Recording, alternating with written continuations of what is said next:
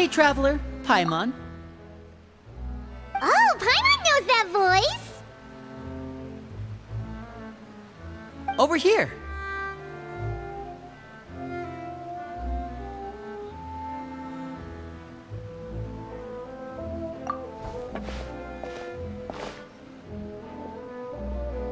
To borrow one of the more popular turns of phrase at the moment, this appears to be quite the fated reunion. Running into you two out of the blue like this has really made my day. I certainly wasn't expecting it. You can say that again. What brings you to Poisson? Wait, Paimon's got it! You must be here for one of your magic shows, right? Actually, we've run into a bit of trouble on the home front, so Father arranged for us to stay in Poisson for the time being. Oh, are Lynette and Fremine here too? Yep, along with most of the other members of the House of the Hearth. You may have noticed Poisson seems a bit more crowded than usual. So you're saying nearly the entire organization has moved to Poisson? Sounds like you've run into way more than just a bit of trouble. What's really going on? Well... Since the two of you are so curious, perhaps I can fill in the gaps. You scared Paimon half to death! Father, you're here. You know... on second thought, maybe we don't need to know? It's all probably super confidential House of the Hearth stuff, right? We totally weren't trying to pry or anything. No need to be nervous. I could sense your genuine concern from your conversation just now. Of course, I can also understand your confusion. Sending so many Fatui here to Poisson, it's only natural that some might suspect an ulterior motive to be involved. I understand. I'm well aware you've had your fair share of confrontations with the Fatui in the past, and I can't exactly guarantee that we'll remain on good terms in the future. As for right now, however, I would say we have little reason to be at odds, wouldn't you agree?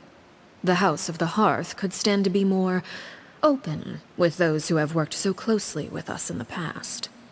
As for the issue at hand, well, it hardly relates to any ulterior motive. To be frank, it all stems from a certain rumor circulating around the House of the Hearth. It's an internal matter. What sort of rumor? A rumor that a certain phantom child is hiding away in the House of the Hearth. A phantom child? Ooh, just hearing the name is giving Paimon the creeps. A spirit that should have long ceased to exist is lurking in the shadows of the House of the Hearth. So I decided to bring the children to Poisson before continuing to investigate the situation. I expect I should be able to track down the spirit fairly quickly. After that, it's just a matter of resolving the situation, if you will. It shouldn't be much trouble at all. If you're curious, or if you still have some concerns, it might be advisable to stick around for a few days. I'm sure the children would be exceedingly pleased to welcome some visitors. Lenny, I'll leave you to entertain our guests. I have some matters to attend to. Of course, Father.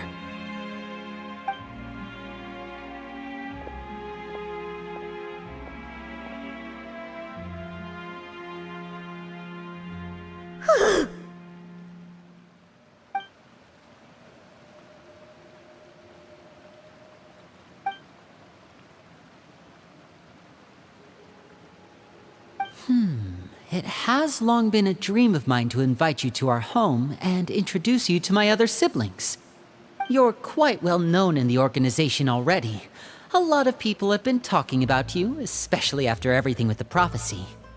If you're willing, why don't you stay a while and have a little chat with us? Alright.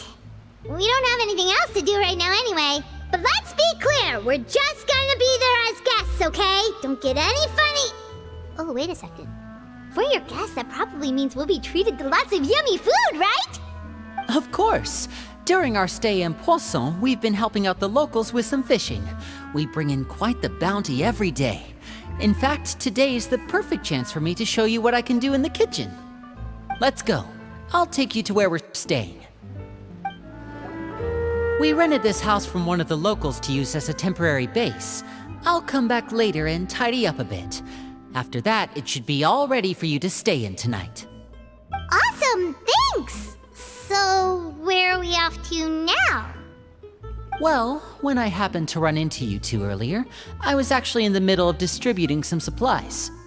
With this many people staying in Poisson, we have to bring in outside supplies every now and then. I should probably make sure the rest of these provisions get delivered, otherwise people might start to get antsy. Okay, we'll come with! There are all sorts of rumors about your organization floating around out there. Paimon's not sure if she could even take a wild guess as to what's true and what's not. But now that we finally have the chance to see a day in the life of the house, we can take a good look at how you operate! Well, you're more than welcome to come along. Just follow me.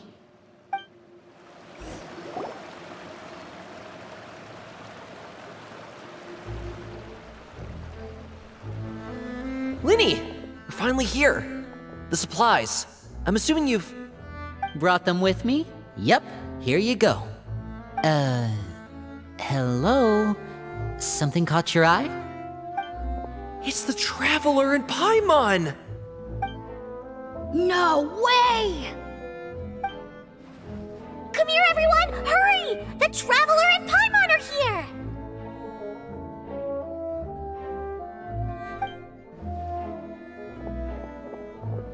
One at a time, please. Don't crowd around them all at once.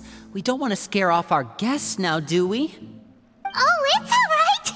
Gotta say, Paimon didn't realize we were this famous. Of course! Father and Linny have told us so much about you. Father told us about how you helped Linny. According to her, you're a trustworthy friend. And as far as she's concerned, that's pretty much the highest compliment we've ever heard her give. As you can imagine, everyone's been very curious about you. I heard the Traveler is so strong that she can move a mountain with her bare hands. I heard Paimon eats so much that she can clean out the entire pantry at Hotel de Boer in just 3 days! Wait a second! That's the rumor you heard about Paimon?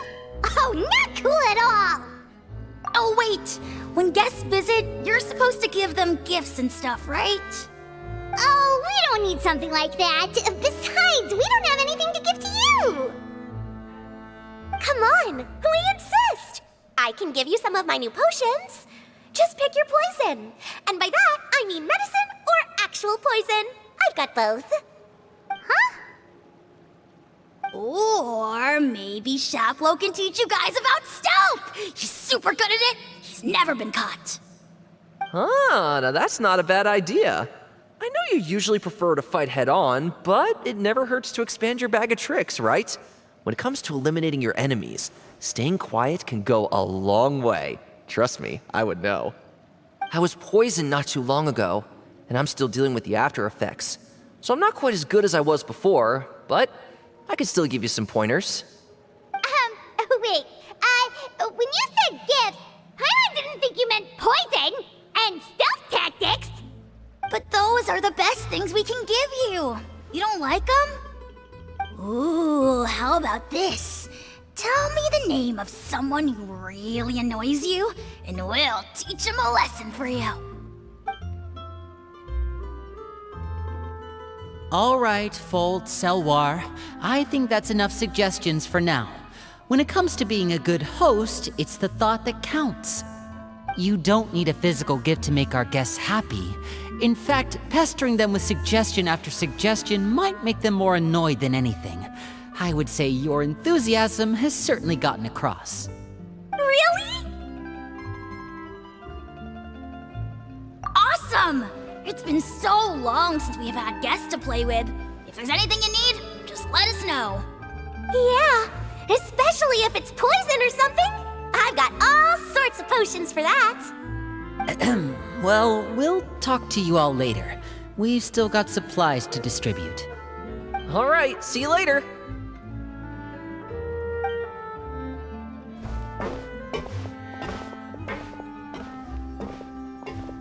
Bye!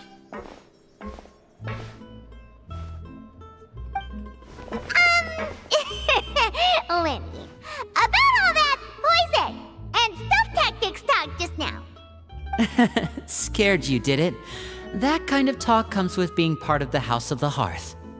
When Foltz was really young, he strangled all of his family pets, just out of curiosity. He was labeled a dangerous problem child and was abandoned by his family. Elwar has an unnatural obsession with potions. Father has forbidden her from trying all the different concoctions she comes up with, but she still tries to test them in secret. You really have to keep an eye on that one. Chaplot is around my age. While I'm mainly responsible for collecting intelligence, he handles surveillance.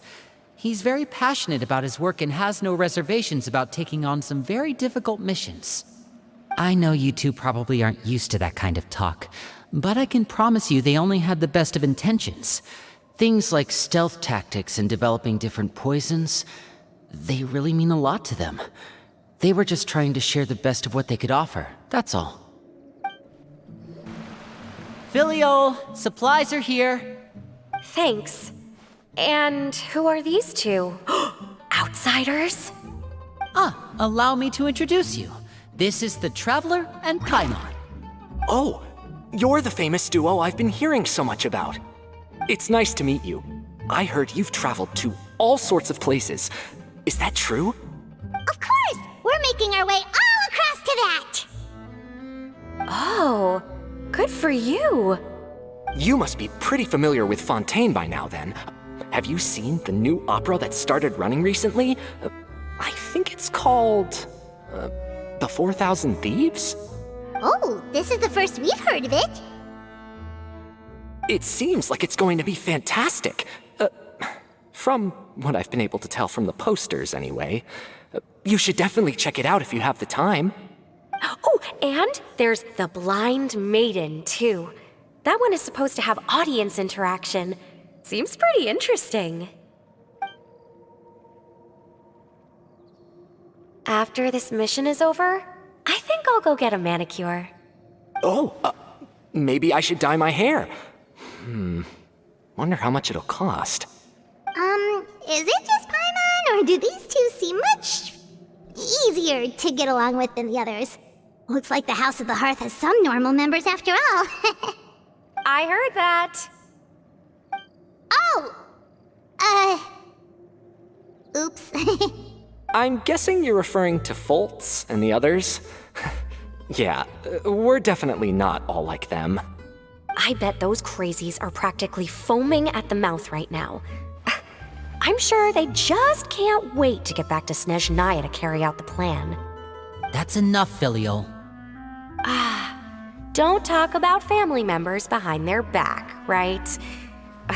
Whatever. Let's go. Guess this is goodbye then. If you ever have some time, we should go see the opera together.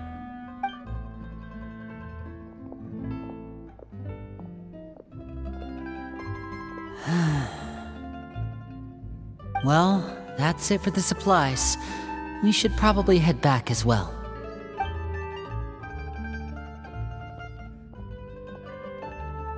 Well, they didn't seem too happy with each other. Seems like there could be something more going on here. You're right. We're only here as guests after all. Oh, Linny's getting super far ahead. Come on, let's catch up.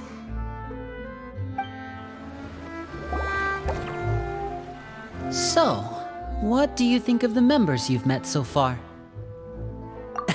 Well, Father is always encouraging us to be strong-willed and independent. So if there's one thing we've got, it's people who aren't afraid to speak their mind. Well, I should probably get cooking. Wanna join? Of course! Then let's head out and... Fremine? What are you doing here? Well, Fremine! Nice to see you again! you too. I heard you're here as guests of House of the Hearth. Welcome. We were just going to make some food. Why don't you come along? I could use some help in the kitchen, and I seem to remember you mentioning you wanted to make seafood soup for the Traveler and Paimon. Seafood soup? Oh, Paimon's drooling already. Were you looking for something just now, Fremine? Maybe I can help. It's nothing. I just wanted to see if there were any extra supplies. Yeah, we've got some left over. What do you need? Some food and water, and some clean cloth, if possible. No problem. Give me a second here. Food, water... Wait a minute. What do you need all of those for? You're not on any missions as far as I'm aware, and you were just going to come eat with us. So what's this all about? I thought I'd grab an extra portion because I get hungry at night. Could be because I'm growing, you know, and... Fremine. You remember what I told you? You're not like me. Your lying skills still need some work. Tell me what's going on. Is it really bad enough that you have to keep it from your own brother? Maybe it'll be better if we gave them some space.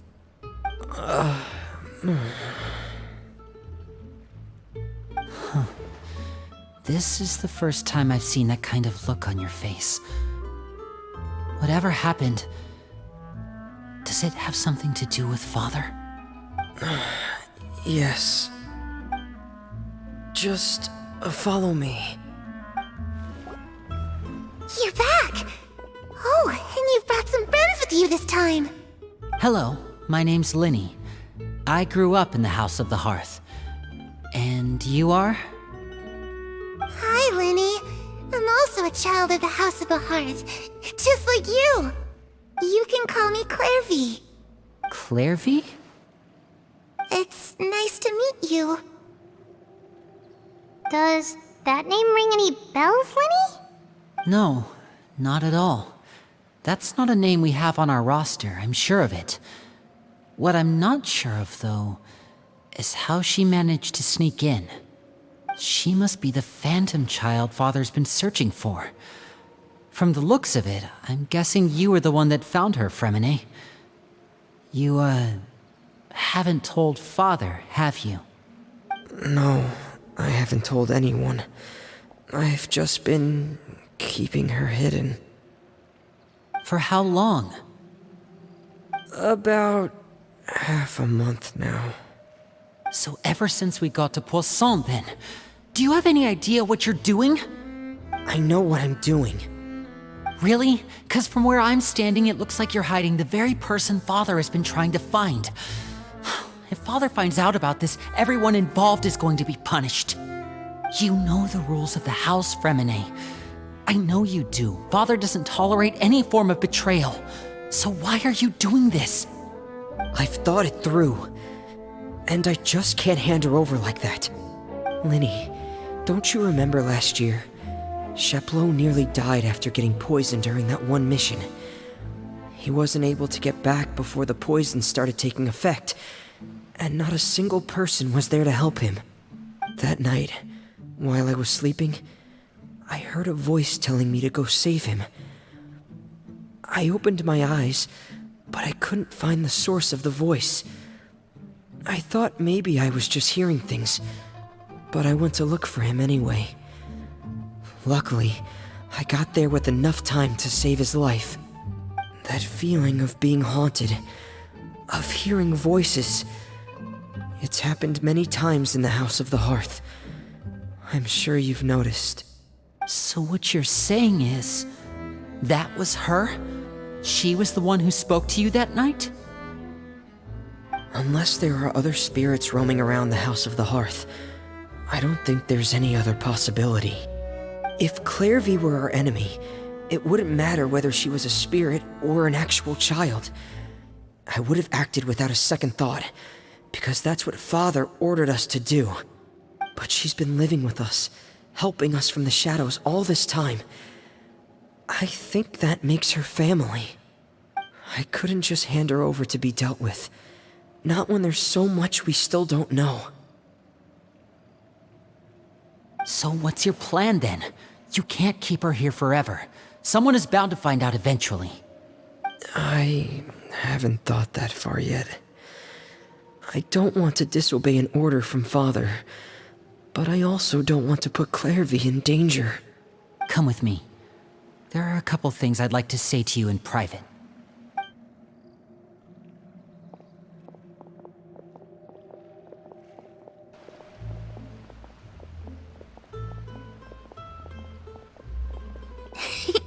Those two sure care a lot about each other. Well, they got a funny way of showing it. From where Paimon was floating, it sure seemed like they were about to bite each other's heads off. No way! They have a really deep bond. I could tell right away, because I also have a friend like that. I just don't know how long that kind of bond can last. The darkness in the house runs deeper than you can imagine. No one can get out alive. I'm sorry, Linny. I really didn't mean to drag anyone else into this. Oh, really? You didn't mean to? 'Cause I, for one, wish you did. Huh? What do you mean? You know, when we were younger, you didn't call me Linny. You called me brother, just like Lynette. We grew up together, the three of us. We were all orphans, all rescued by father. Of all the siblings in the House of the Hearth, I think our bond was the closest. Later on, when you started calling me Linny, I wasn't actually surprised. After all, Lynette and I are related by blood. We've had to depend on each other to survive long before we joined the house. Linny, The darkest and most difficult moments of my life happened before you and I had ever met. I'm sure that's true for you as well. Even so, Fremine, we've stood by each other for all these years now, and to me, that means more than blood. You and Lynette are the most important people in my life. No one can replace you. So I won't let you face anything alone. Not if I can help it. Oh, looks like things are getting kinda heated between Linny and Fremine. Maybe we should go check on them.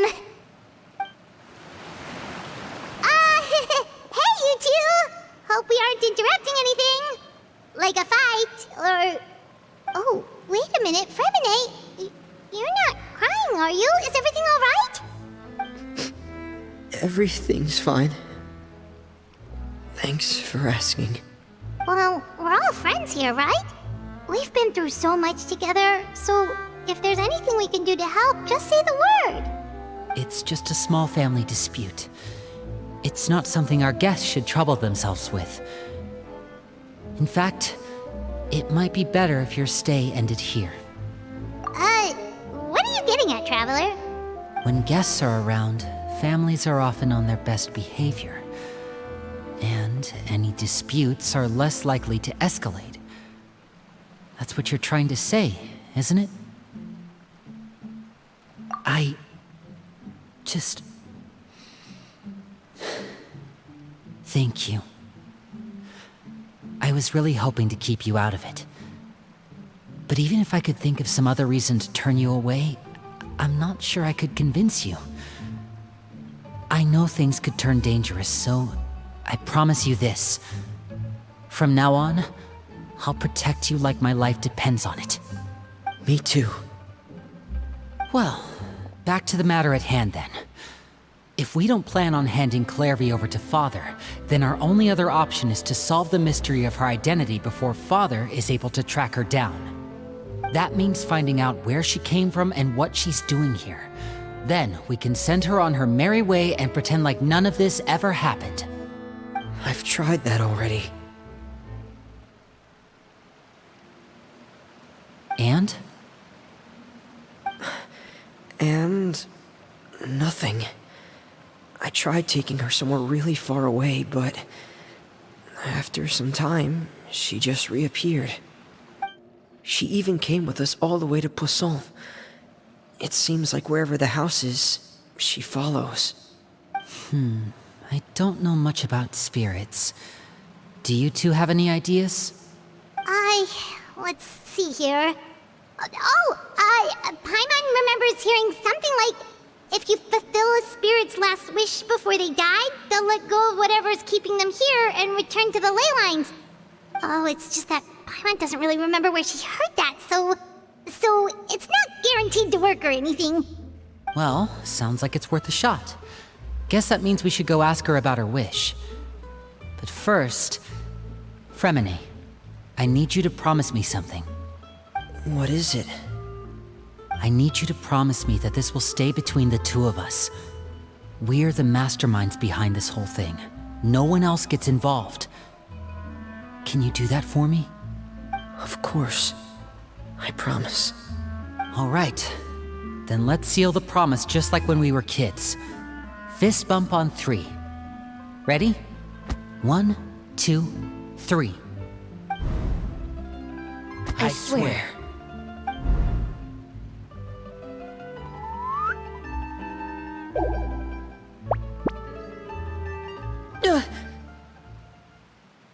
Whoa!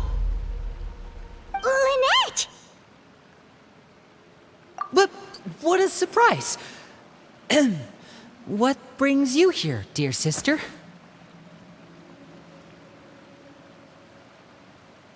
And, when exactly did you get here?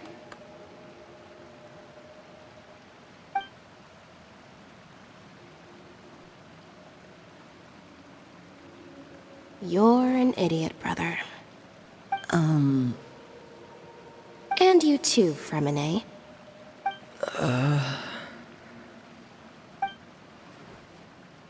You 3, Traveler. And you 4, Paimon. Wait, what did we do? I've seen Clairvy around the House of the Hearth before. I hadn't seen her in Poisson, so I figured she must not have come with us. But it turns out, you were just hiding her. I heard you talking about your plan.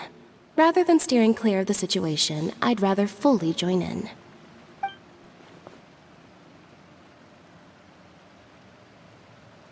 If you don't agree, I'll have no choice but to report everything back to Father. Simple as that. You're not giving us much wiggle room here, Lynette. Well, I guess we're all in this together then. After we talk to Clairvy, we'll figure out our next move. There's no time to lose. Let's go.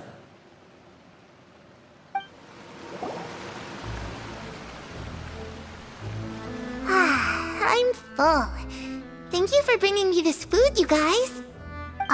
She said she's full, but the food doesn't look like it's even been touched. That's right.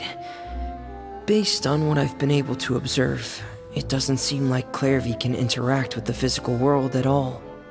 Still, when she's presented with food, she'll always linger around it for a good little while. Maybe, in her mind, she really is eating those things. Does she know that she has already passed away? I've tried to ask her, but she didn't answer. My guess is that she's just as confused as we are. Or maybe she couldn't understand the question at all. Clairvy, if you've got some time, I'd like to ask you a few questions. Sure. Oh, another new friend. Hi, I'm Clairvy. Hello. Clairvy, how did you join the House of the Hearth? Huh? Isn't it the same for everybody? The knave brings you here and then you can't leave. It's just that your name, it's not on the roster. And I've never seen you before. The roster? Oh, I get it now. I think there might be some things you don't know about this place. The people in charge, they're not as nice as they look. They say they keep a roster, but it's not complete. There are a lot of people who aren't on it, and never will be. In this house, some people are family, and other people are just test subjects. Those kinds of people aren't ever going to get a place on the roster, unless it's the roster of people who've been executed. Wait, does that mean the knave... She... Is there anyone that can vouch for you? Perry, she's my best friend. She's the only one I trust in this place. Have either of you heard of that name before? No. Me neither. Clairvy, Perry. Neither of those names are on the roster. But it seems like she's telling the truth. Either that, or this kid's already got a bag of tricks bigger than mine. Maybe we should try a different approach. Clairvy, do you have a wish? A wish? It can be anything you want. Just imagine. It's your birthday, you're blowing out the candles, and your wish is...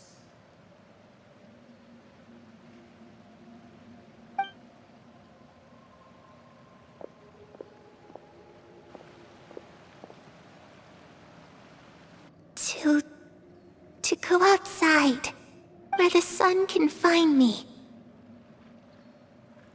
That's it? Well, that sounds easy enough.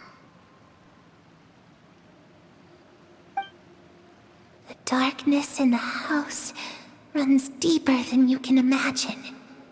No one can get out alive.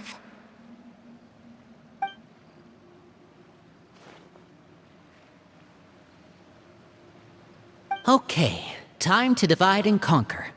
Listen up, I've got a plan. I'll try and find a way to use basic illusory magic to take Clairvy outside and bring her somewhere with sunlight. Lynette, try and find the list of executions that Clairvy was talking about, and see if her name is on it. Fremine, you stay in Poisson. We can't be the only ones who've had run-ins with Clairvy. I need you to collect intel on everything she's said and done. Understood. I'll try my best. What about us? What should we do? I really appreciate your willingness to help, but this is a family matter. I don't want to drag you in too deep. It's too risky. Let me think. Since Father considers you to be guests, maybe you could stick by her side for a little while. You don't need to do anything except keep up some nice, casual conversation. Ah, Paimon gets it. You want us to distract her. I'll give you a magic bird. If Father suspects something, all you need to do is release it when she's not looking, and it'll alert me that something's wrong. Of course, that's only as a last resort. If Father doesn't seem to notice us, there's no need to make contact. We'll reconvene here tonight after all's said and done. If the worst-case scenario happens and we're discovered, just tell Father everything. We're not going to let our guests get punished for our own actions. That's where we draw the line. You too. Okay, this is where we part. Father should be at the beach nearby.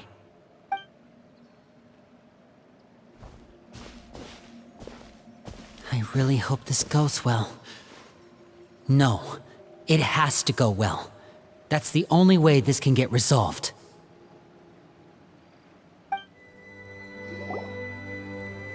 It's the knave and child. Hey, aren't you supposed to be in Snezhnaya recuperating? What are you still doing in Fontaine? Oh, it's you two. I didn't expect to run into you here. I was unconscious for quite a while after the fight in the Primordial Sea. After I woke up, I realized I was being taken back to Snezhnaya, and well, I couldn't have that now, could I? Not when I've still got unfinished business here in Fontaine. So, I mustered up all my strength and made the journey back on my own.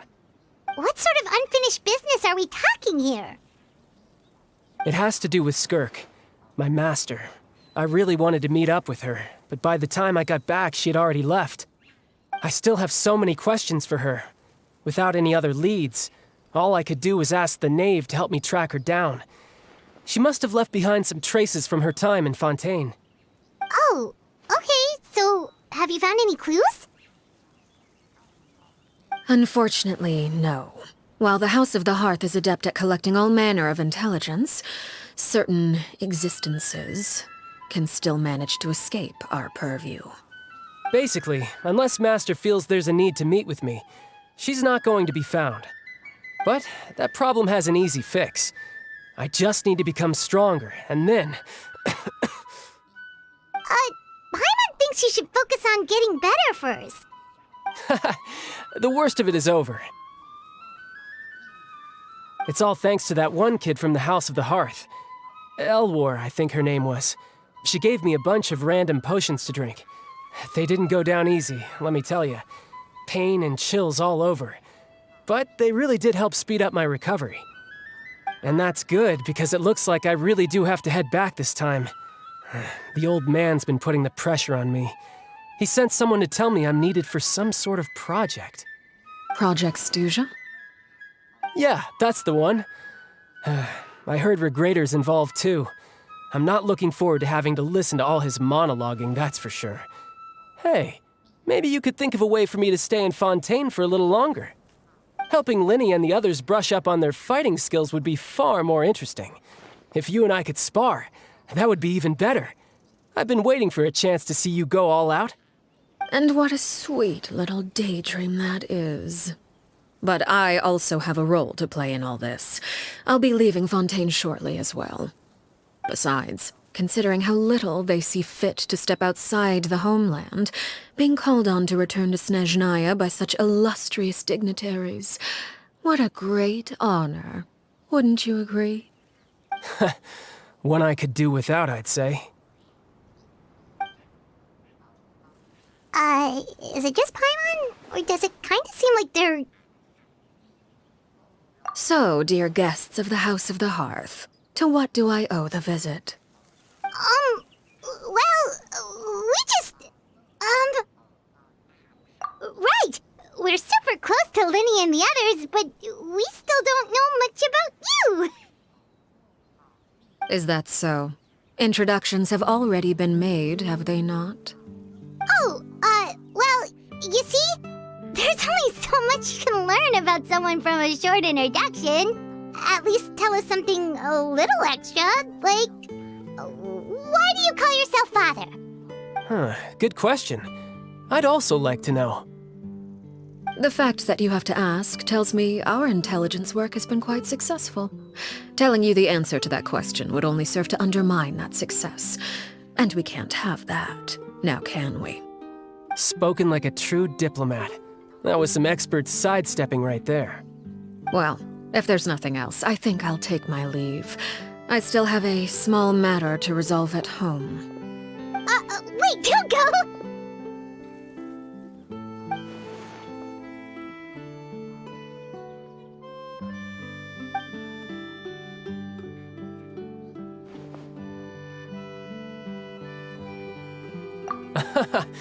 I'd also like to hear the answer to this.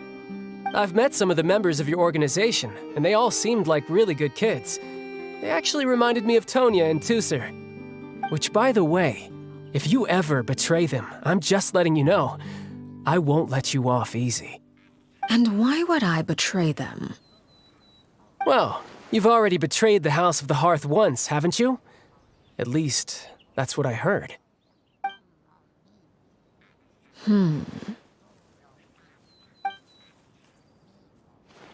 Okay, I admit. That's just what the old man told me. The rooster, I mean.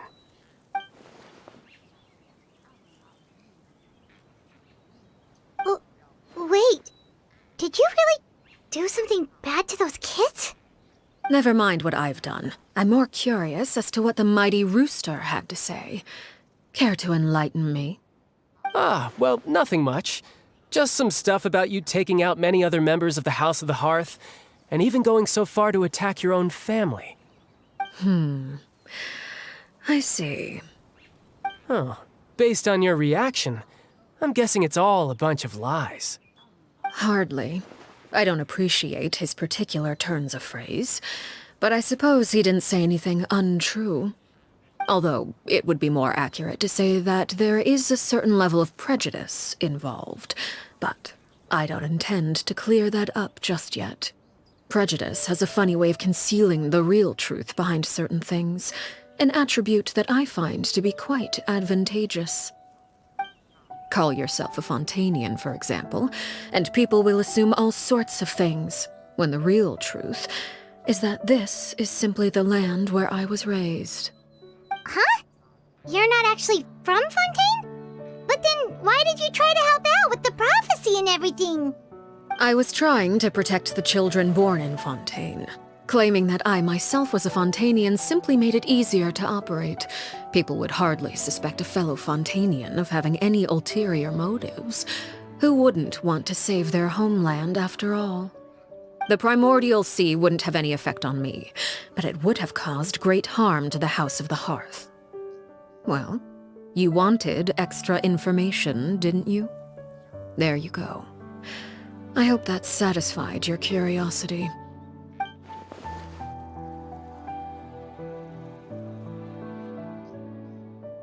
So, you stayed in Fontaine for the kids.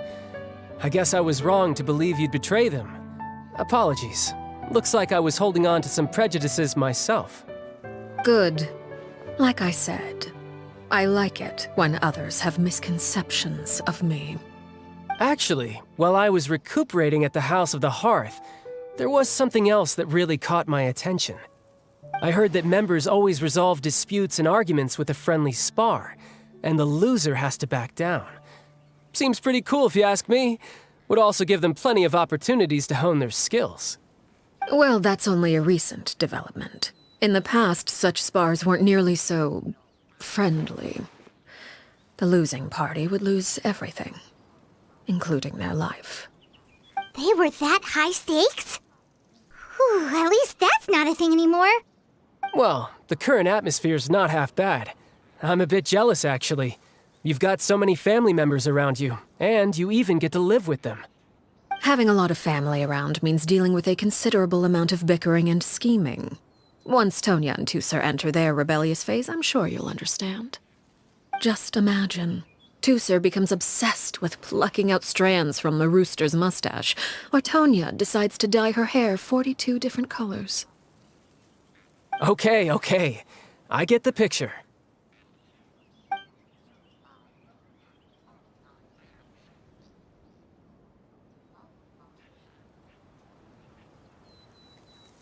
Well, would you look at the time? I should probably get going. Traveler, Paimon, I'm not sure where our paths will cross next, but the next time we run into each other, we should definitely try and find some time to spar. Again, maybe this is a conversation we can have when you look less like you're gonna keel over. All right. Well, thanks for everything, Arlecchino. No thanks necessary. You also played a part in obtaining the Gnosis. I would say we can call ourselves even. I like the sound of that. Well, I'm off. See you all some other time. We should probably get going too. Do you want to head back with us? Oh? You want me to leave so soon? Oh, well, you see, I'm rather enjoying the evening breeze. If you don't mind, I think I'll stick around for a bit. I have some things to think about. Apologies for not attending to you like a proper host. Please forgive this slight. I do hope you'll have a pleasant stay. We managed to keep her distracted until nightfall. Good thing Child was there to keep the conversation going. You don't think she suspected anything, do you? Oh, I wonder if Liddy ran into any issues. Let's hurry back and see how everything went. Oh? You decided to stay a little longer? Let's take in the ocean view together, then.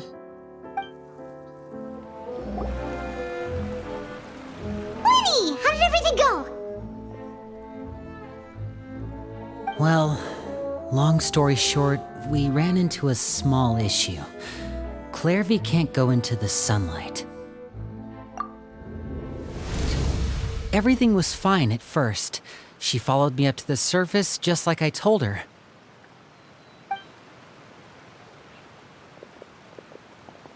But as I led her out of the shadows and into the sunlight, she vanished. I turned around and there she was, standing at the edge of the shadows, silently watching me.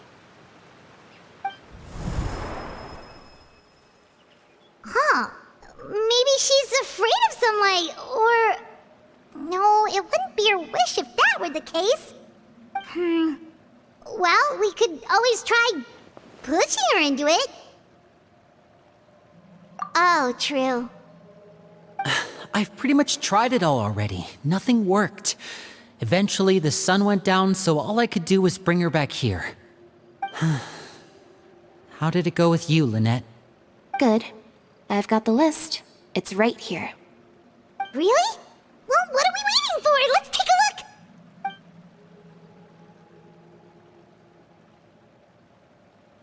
Oh, that's a lot of pages. Oh, it's gonna take forever to get through it all. We can each take a section. Here. La Pouillade, L'Endroit, Chambel, Horaire.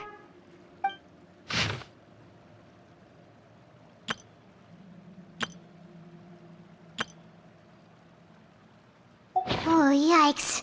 That Horaire guy has a huge scar on his face. He's kinda giving Paimon the creeps. I've met him before. The scar is from an injury he received during a mission. I still remember him joking with me about it. He said any future lover would take one look at him and then lose all interest. Did he say anything else? Well, I asked if there was someone he was interested in. He said no, and that's where our conversation ended. It was only later that I learned he really did have someone he liked. He risked everything to escape so he could be with her, but it didn't work. One day, Father asked to see him, and, well, I never saw him again after that.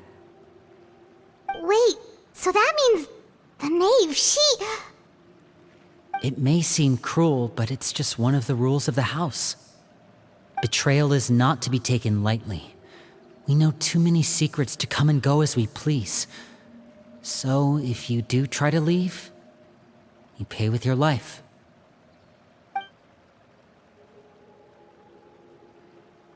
Her name's not here, huh? Well, that's not too surprising. It doesn't seem like this list is complete. It only contains records dating back around 5 years. Let's shift our attention then.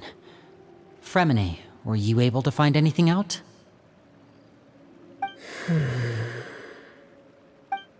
Fremine. Sorry. I was thinking about something.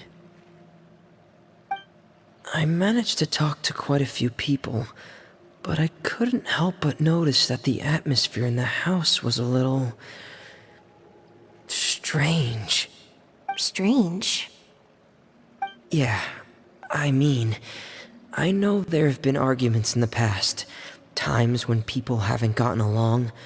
Chaplot and Filiol are a good example of that. Oh, those are two of the people that we met while delivering supplies.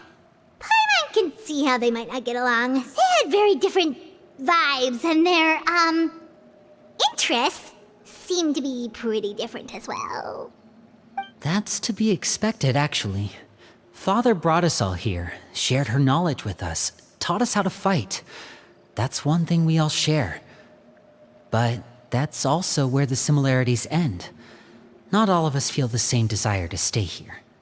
As members of the House of the Hearth, we're also considered part of the Fatui.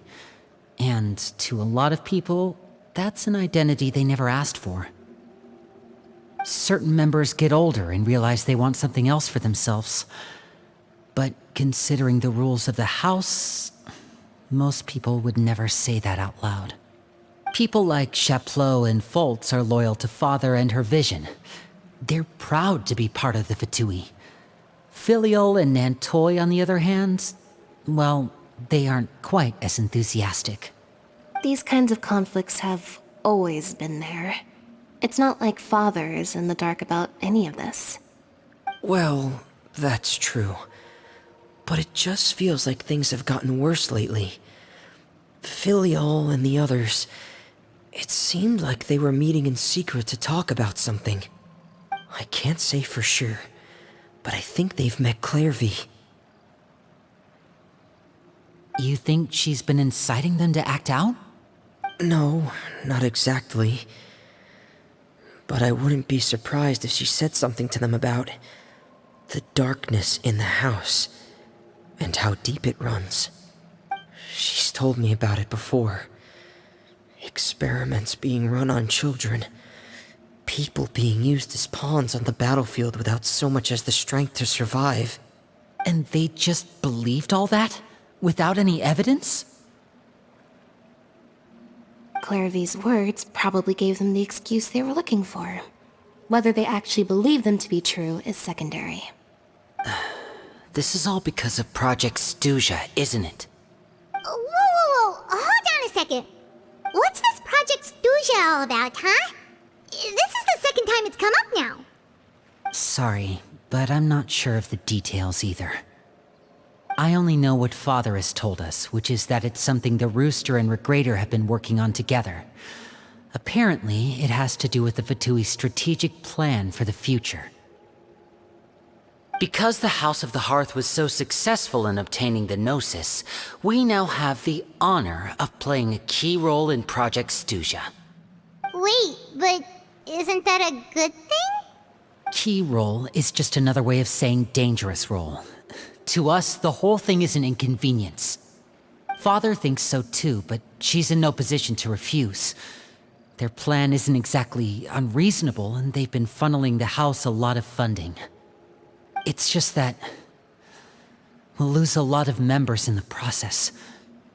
Participating in the plan, it's an honor in name only. What they're really trying to do is subdue us. The existence of an intelligence organization outside their control makes them feel uneasy.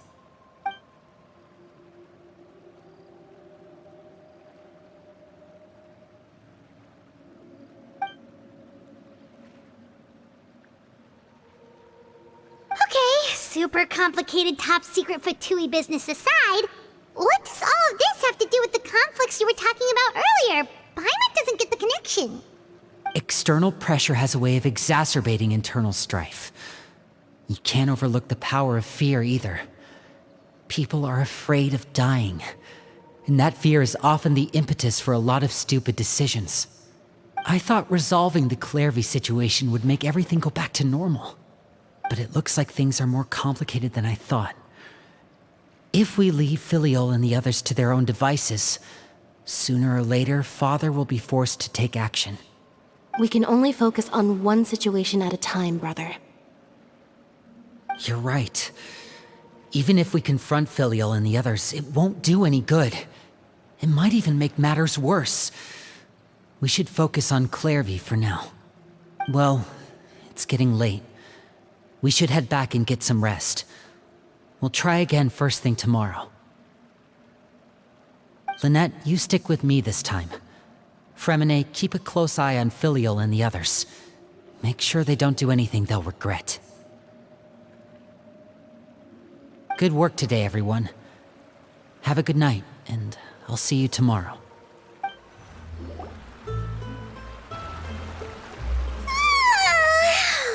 I'm always looking forward to an early night, but she can't sleep at all. Hey, you don't think the knave will be too angry with Linny and everyone if she finds out about all this, do you? She's even scary when she smiles. If she were to actually get angry... Ooh, you have to protect Paimon if that happens, okay, Traveler? Oh, well, in that case, we should just plan on running away. We'll grab Linny and the others and we can make a break for it as fast as we can. Look! Look over there! Quick! Let's catch up with her before anyone sees!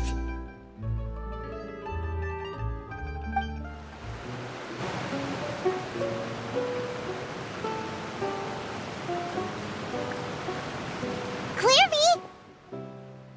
Shh. I opened the window while no one was looking. Look how pretty the outside is. If only I could have more than this. You probably think I'm being silly, huh? All this hopeless resisting. It's better to dream of what I could have than try to make it a reality. right?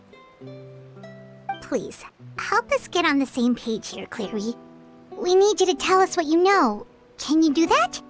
Sure. Although, after you hear all this, I think you might regret that decision. Everyone in this family is nothing more than a tool, something to be used and exploited. We're all expendable, including me. As long as you're useful, you get to stick around. Lose your value, and you're handed over to the doctor, experimented on, and given a fate worse than death. I've seen it happen again and again, and I've had enough. You're saying the knave did all that? It's just, that doesn't seem like something she would do. She's scary and all, but it seems like even she has lines she wouldn't cross. I knew you wouldn't believe me. Everyone thinks she's a good person. They all think of her like a real mother. Mother? But she doesn't deserve that title. She's disgraced it and tarnished it. And if I had things my way, I'd never see her again.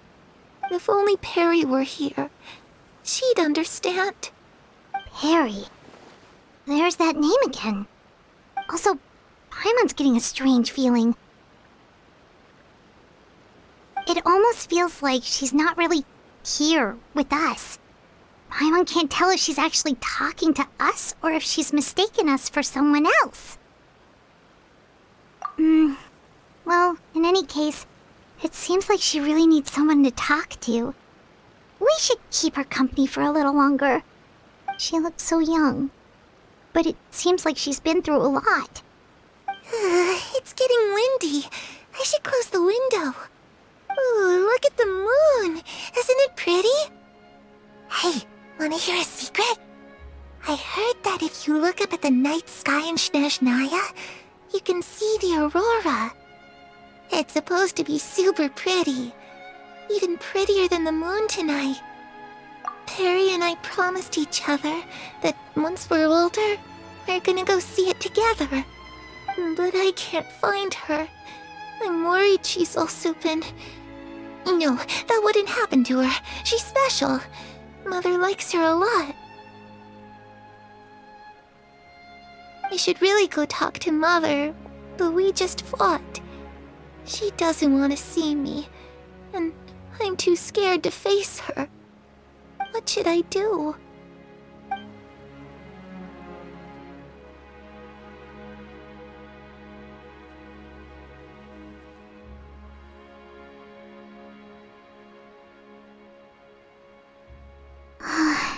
Paimon really doesn't understand what's going on with her.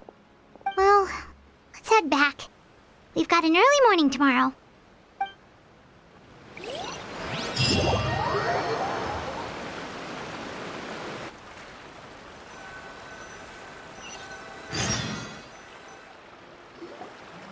All right, looks like we're all here. Let's go ahead with the plan. Oh? What is it? What makes you ask that? Well, we kinda ran into Clairview last night, and that's what she told us. We met the doctor back in Sumeru. He's super dangerous, and he's done all sorts of bad things. It's possible that Father and the Doctor have had certain dealings, but I don't think Father would work with him. We're not really on the same side, so there's not a lot of trust between them. That doesn't exactly set the stage for a successful partnership. I did hear, though, that when Father first became a Harbinger, the Doctor offered to work with the House of the Hearth. Father rejected most of his proposals, except for one. It had to do with some sort of secret experiment. Secret experiment? Could that be what Clairview was talking about? I don't think so. I don't know any details about the experiment itself, but I do know it's an entirely independent operation. The Doctor only proposed a direction for the research. That was the extent of his involvement. I still don't think that counts as working together. The details of the experiment are confidential, but complete records are kept on all participants. That doesn't seem to be the case with the situation Clairvy referred to. I know you don't agree with some of the Fatui's methods, and I'm not asking you to. But I am asking you to trust us on this. The House of the Hearth has its own principles. There are certain lines we're not willing to cross. Alright, that's good to hear at least. Clairvy seems to think the knave and the doctor worked together to do something horrible. If that turned out to be true, Paimon doesn't know how he would even face you guys. It's just that it doesn't seem like Clairvy is lying either. The easiest thing to do would be just ask the knave directly, but Paimon doesn't think she'd tell us. Father didn't come back last night. She's probably still near the shore. We'll be counting on you to distract her. Lynette, you're with me. Fremine, you know what to do. Be on your guard, everyone. All right, let's get to it.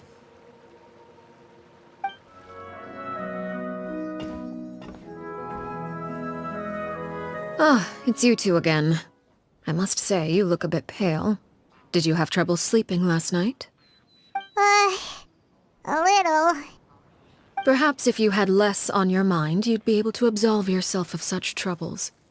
So what are you planning to do now? Catch up on some sleep? Or should I give you some time to rack your brain for a topic to discuss before I ask any questions? Although I must profess to being curious. Without child here, how do you plan on distracting me? Us? Distract you? A good one. But no, we were just here for a chat. Looks like you could have used some extra time to think. No matter.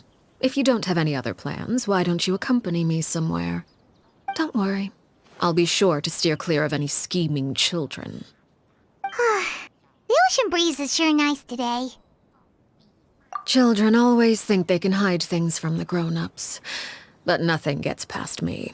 Least of all a little scheming. I think I'll let them have at it for a little longer. I can be very patient. Well, I'll leave you to think things over. If you're so inclined, meet me outside the Palais Mermonia. Good things come to children who do as they're told. So I do hope you decide to tag along. If only for your friends' sakes. What should we do? She clearly knows about everything we've been doing, and Paimon doesn't think it'd be a stretch to say she was threatening us just now.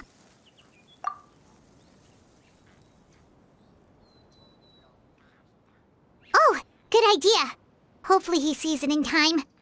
Well, we should probably head to the Palais Mermonia. Paimon doesn't want to find out what happens if we don't show up. Based on what the knave was saying just now, it sure didn't seem like it'd be anything good. Okay, then we probably shouldn't keep her waiting. It seems like Lynn and the others are on thin ice, so let's do our best to not get them in any more trouble. Seeing as we still have some time before my meeting, we might as well enjoy some pleasant conversation while we wait. I'm glad to see you get along with my children. Being surrounded by good companions is necessary for a child's development. You're not planning on doing anything to them, are you? I assume you're referring to Lenny, Lynette, and Fremine. Although, there's that situation with Filial and Nentoy as well. It appears quite a few people have been acting out lately. No matter. I'm not one to discriminate. All those who betray the house meet the same fate. There are no exceptions. Does that mean you're going to kill them? Oh, are you here to beg for their lives? I'm sorry to disappoint, but the rules of the house change for no one. In my organization, everyone is responsible for their own actions. But don't you care about them at all? They really respect you. They even call you father. You must feel something for them. Any organization in which feelings come before principles is one destined for ruin. The House of the Hearth is hardly an exception. You could say our principles are more stringent than most. Perhaps I can offer you this consolation at least. As our guests, you two will not be held accountable along with them. I would imagine Linny, Lynette, and Fremine will be able to keep their lives. As for Filion and Toy and the others, I'm afraid there's little I can do. They can try to escape, but once you know our secrets, there's no getting out alive. But that's awful. Ah, you seem concerned. Out of consideration for my guests, I suppose I could turn a blind eye for a little longer. If Linny and the others manage to dispose of Clairvy in the meantime, all evidence of their wrongdoing will be lost. In that case, I could hardly punish them for something I couldn't prove. If their efforts are unsuccessful, on the other hand, all will be held accountable, and the punishment will be severe. Of course. Oh, and here, I believe this belongs to you. Do try and keep better track of it next time. It takes a considerable amount of time to train a bird like this. It would be such a pity if you were to lose it. Permanently. Wait, where did you get that? Well, I'm afraid that's all the time we have to chat. Now, for the matter at hand. I asked you to meet me here because I have business at the Palais Mermonia. It has nothing to do with you, but I think it would be prudent for you to stick by my side for the time being. There will always be time later to run off and tell Linny what you've learned. Well, time to go. Looks like we wrapped things up just in time.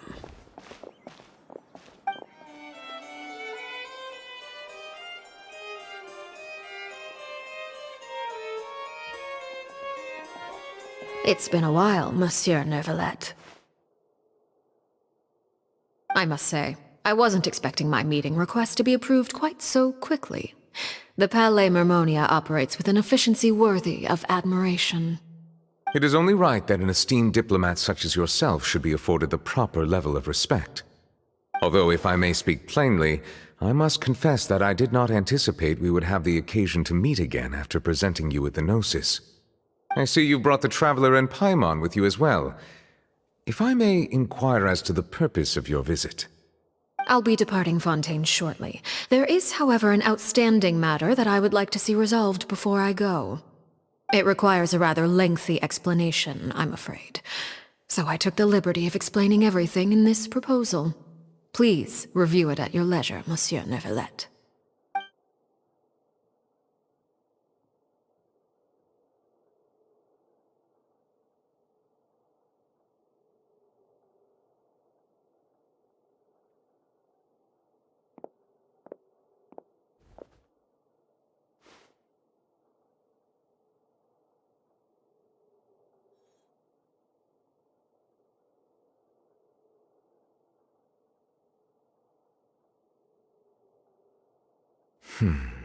I understand your request. However, at the risk of causing offense, I must admit that I fail to see why you would wish for such a thing. I heard you have a certain fondness for water tasting, Monsieur Neuvillette, so allow me to use water as an analogy. A family is like a large body of water with countless rivers flowing in and out. As someone who watches over this system, I would hope that each river that flows from the source will eventually reach the ocean. Of course, objectively speaking, I know this is impossible. Most of the rivers will dry up along the way, disappearing into the ground and leaving nothing but a barren riverbed behind. Not all rivers are destined to reach the ocean, but I would not see their existence rendered meaningless.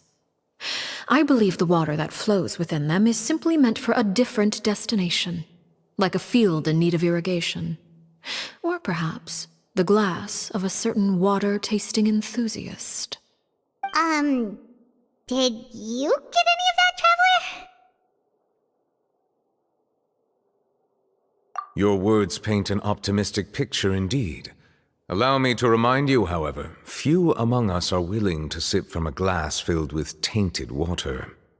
It may have been tainted at one point in time, but not to worry. I'll make sure it's strained of all impurities and returned to its cleanest form.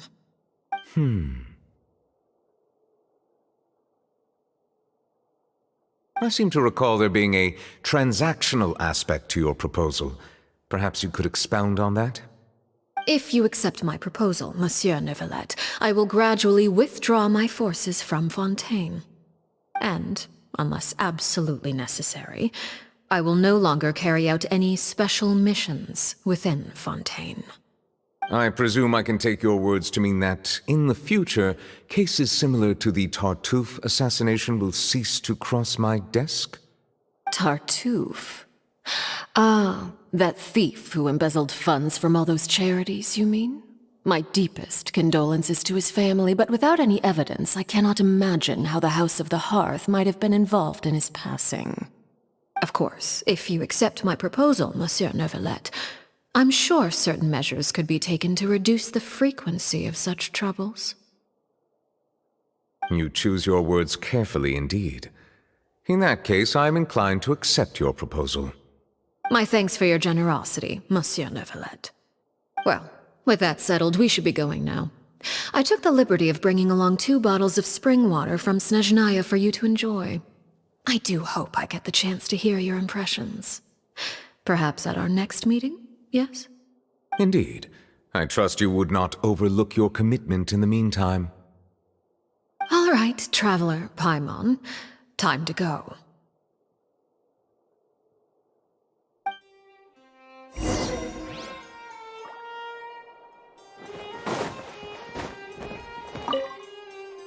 I believe I've told you before that my emotions easily resonate with those of others.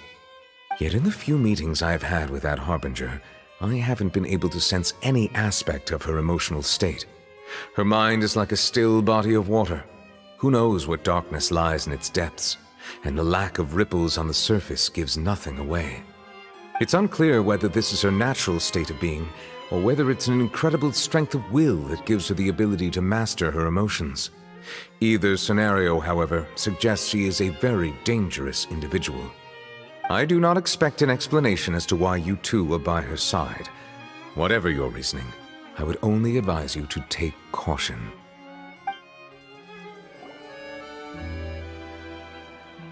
So, what exactly were you talking about back there? Paimon only heard you mention some rivers, a large body of water, and then some kind of irrigation scheme. You really want to know? I would imagine there might be more pressing concerns at the moment. Winnie, Paimon really hopes everything's going okay. Oh, Paimon recognizes that look. You've got your thinking cap on, don't you, Traveler?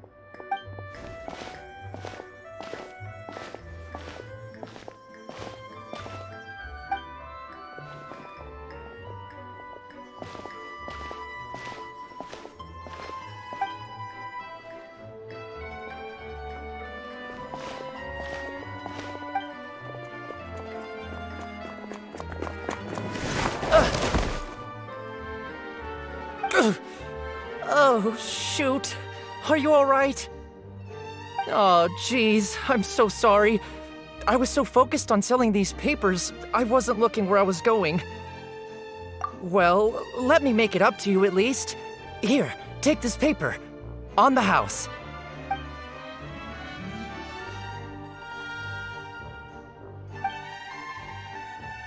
Oh, you don't have to give us anything. Please, I want to. It's not like I'm short on supply. All the extras will be useless come tomorrow anyway. It's my fault, really. I was just trying to bring home some extra mora for the family, but I bit off more than I can chew. I haven't had many takers today, so I'm still swimming in papers. What's going on here? Nothing much. I just ran into your friend here on accident. I should probably get going, actually, so... Hold on. Of course, I'm happy to compensate you with mora, it's just... I don't have any on me at the moment. I'll take 3 papers. Here. Your payment. Oh! Thank you for your patronage. May the Archons bless you with good fortune. If only I had the chance to run into such generous customers every day. I should probably just take on a smaller inventory though, right? I'm getting married soon, so sometimes it's hard to not get ahead of myself. Anyway, I should head out. Goodbye! Well, now that my affairs are settled, we should take the boat back to Poisson. We've even acquired some light reading to enjoy along the way. Actually, why don't we stick around for a little longer? Paimon just realized how hungry she is. She can't head back to Poisson on an empty stomach.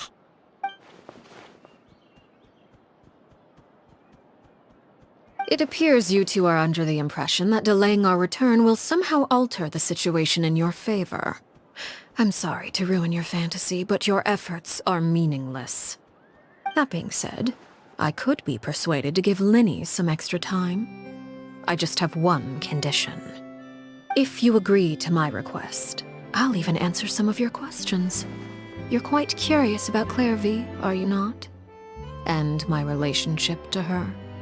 Wait, why are you being so generous all of a sudden? You're not gonna ask us to do something bad, are you? You overestimate yourself. You don't have the talent for bad things. Then what can you possibly... The most important consideration in a negotiation is that both sides receive something they want. Demands and threats only get you so far. Wonderful. Here it is. When the time comes, make the choice that you deem most appropriate in the situation, and lend your help to the House of the Hearth. Okay, sounds normal enough. But what do you mean, when the time comes? When is that supposed to be? That is for you to decide. Then we have a deal. Follow me.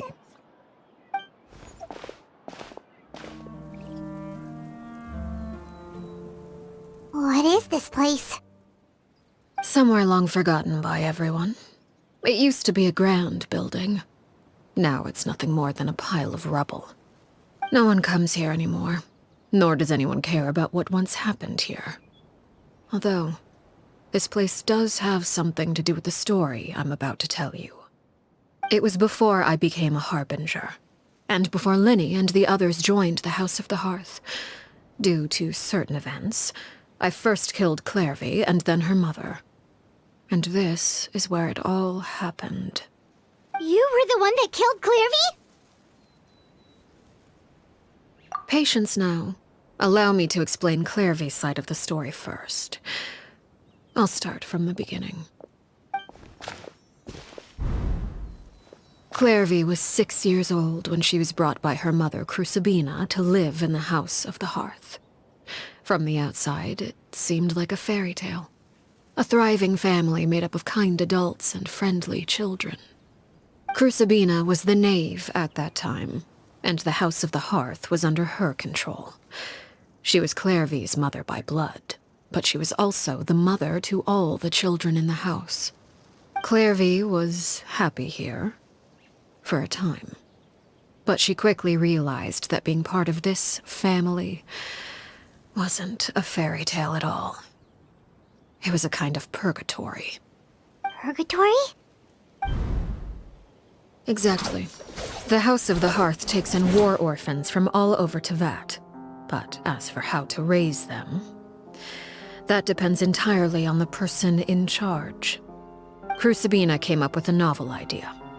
She would teach the children to fight, force them to duel each other, and then crown as the king of the house the child who proved themselves most worthy of inheriting her title. It's difficult to estimate the number of children who died or were maimed in the process. There's little I can say about the ones who died. The ones that emerged with permanent injuries, on the other hand, well, they still served a purpose. They would be handed over to the doctor to be experimented on, or sent away on dangerous missions. Nothing more than tools to be used and then discarded. So those were the experiments Clairvy was talking about. But what actually happened to her? You said that Clairvy was Crucibina's daughter, so if Clairvy tried to convince her to stop what she was doing, Crucibina probably would have listened, right? Despite being Clairvy's mother, Crucibina cared little for her daughter. She forced Clairvy to join the House of the Hearth only as a means to demonstrate her own impartiality as a mother, to prove that she treated all her children equally. Clairvy did try to convince her mother to change her ways, but it was to no avail. After her efforts failed, the only other option was to rise up and try to fight back. Unfortunately, the other children had already been thoroughly indoctrinated into the illusion of happiness Crucibina had created. Of course, there was one exception. Someone Clairvy's age who knew the truth about the House of the Hearth. Her name was Peruere. Wait, the friend that Clairvy mentioned? Friend, huh? I suppose we can call her that for now. Clairvy was a cheerful and passionate person with a tenacious spirit. Peruere, on the other hand, was rather cold-blooded. Her cold-blooded nature allowed her to see through Crucibina's facade. Yet, it was also this cold-bloodedness that prevented her from acting against it. At least at first.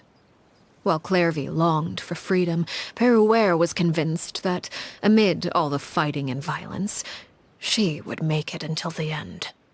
Despite their differences, the two became fast friends, united by their knowledge of the truth. Clairvy told Peruere that she hoped to create a real family, where no one would be killed or sacrificed. There may have been a certain naivete to her ideas, but Clairvy proved her determination many times over. She tried countless times to run away, ask for help, or expose the truth. But her efforts only earned her beating after beating. The only thing that kept her going was her strength of will.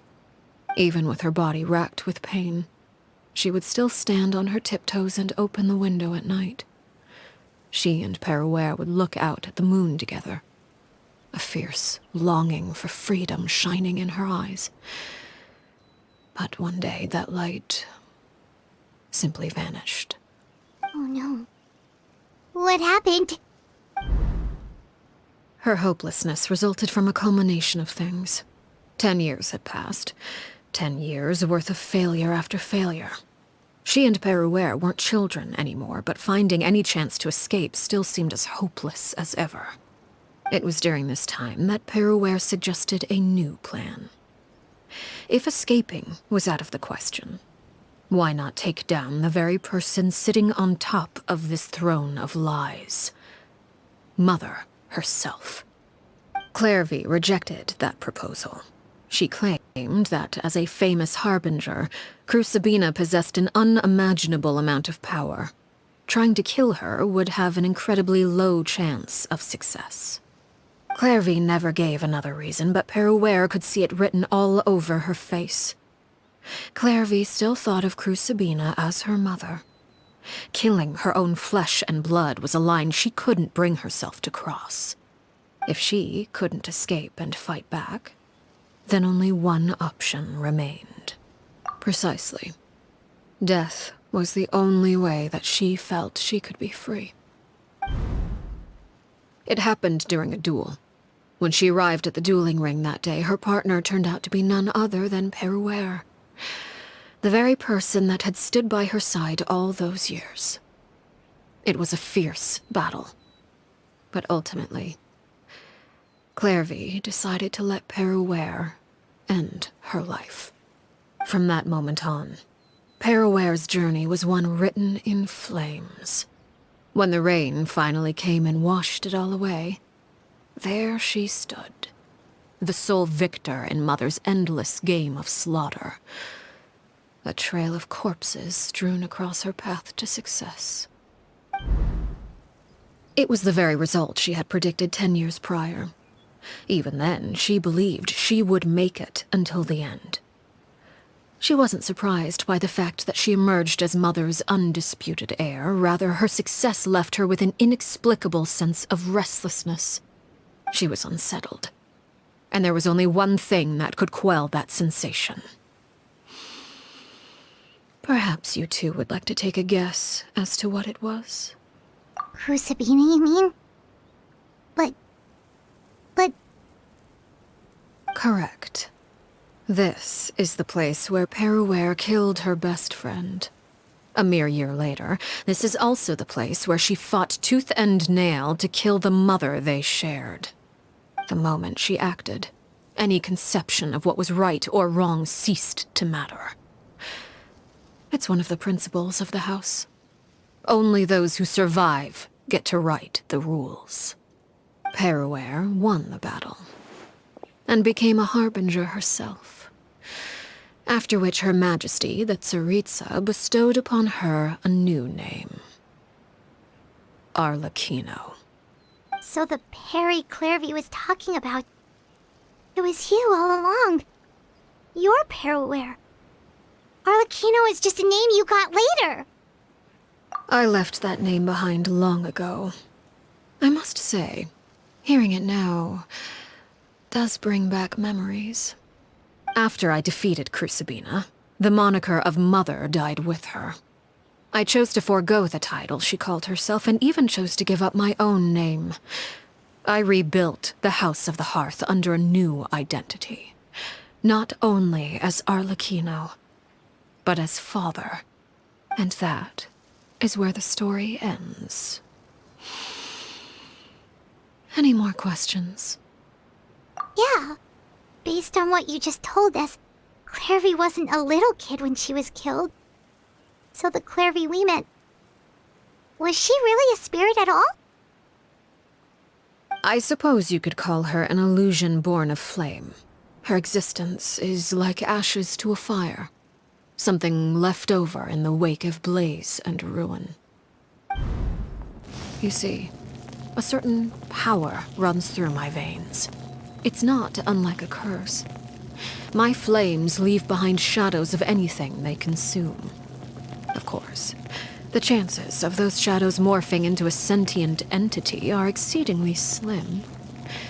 Clairvy is a very special case. Clairvy died when she was 16 years old, but what emerged from the flames was her 6-year-old self. Her appearance wasn't the only thing affected. Most of her memories were lost to the blaze as well.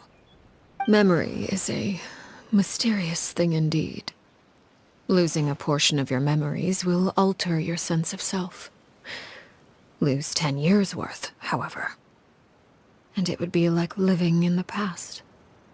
Like returning to a version of yourself that never grew up. No wonder Paimon got such a weird feeling when we were talking to her.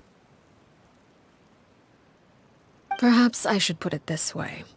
Clairvy is someone trapped in time. It may seem like she exists with us in the present, but she truly lives in the confines of her own past.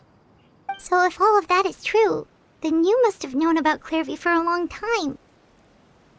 Indeed. She's a rather volatile and unstable entity. Sometimes she would look after the children. She's even saved some of their lives. But other times, she would hide from me and become obsessed with revealing the truth about the house to anyone who will listen. Shadows don't have the capacity to learn or grow. Any new information they encounter is quickly forgotten over time. Your attempts to expose Clairvy to sunlight. They failed, yes? The reason is actually quite simple. In Clairvy's mind, the house is impossible to escape, and it is this very perception that traps her there. But no matter. All I have to do is kill her again, and all will be resolved. I don't anticipate so much as a single speck of ash will be left behind this time. Wait! Paimon can understand why you might want her gone, but isn't there another way?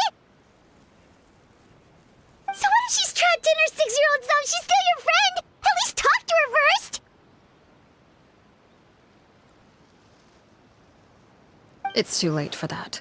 She broke the rules, and now she must be punished. That goes for Filial and Nantoy as well. She's had quite the effect on them. I hope you understand. The difference between Crucibina and myself lies in our formulation of the rules, not our policy for enforcing them. Upholding the rules without question is a trait we both share, because that is how a household should be run. Is this really what you want to do? Whatever could you mean? Don't you want to say a proper goodbye at least? Whether as a killer or as a father, there are two things that must be avoided at all costs: anger and sorrow. Anger makes you impulsive. Sorrow causes you to waver. Well, it appears it's about time to proceed.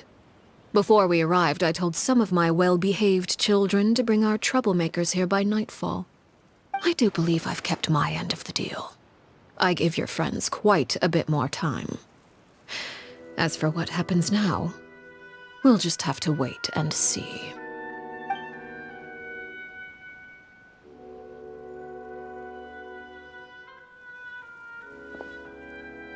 Here they are, Father. You gonna execute him? Seeing something like that would actually be a first for me. Lenny! I'm sorry.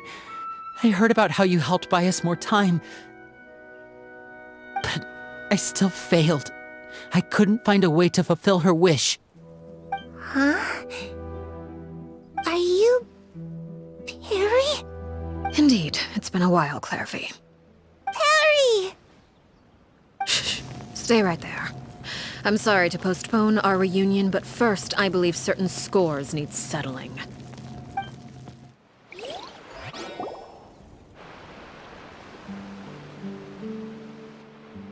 Father, let me explain. Out of my way. Father! You chose to conceal a threat to the house, and for that, you must be punished. Overall, however, I suppose your wrongdoing is hardly the most egregious of the bunch, so I'll deal with your punishments later. As for right now, the more pressing concerns are the traitors among us. By traitors? Do you mean us? Father, let me explain. We didn't mean to... Fultz, why don't you share what you heard? Yes, Father. Secret Midnight Meeting number 3.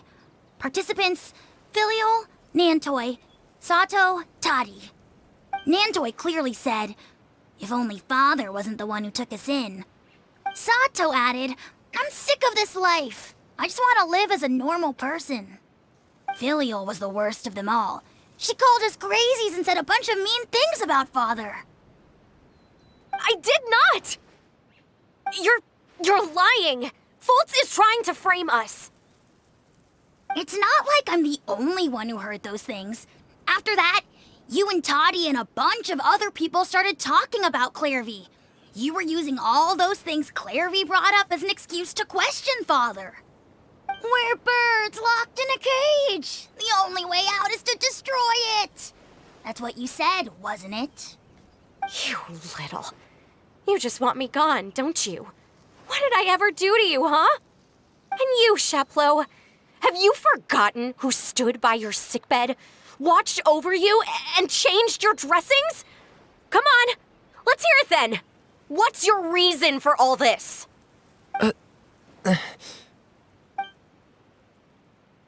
You're wrong, Filial.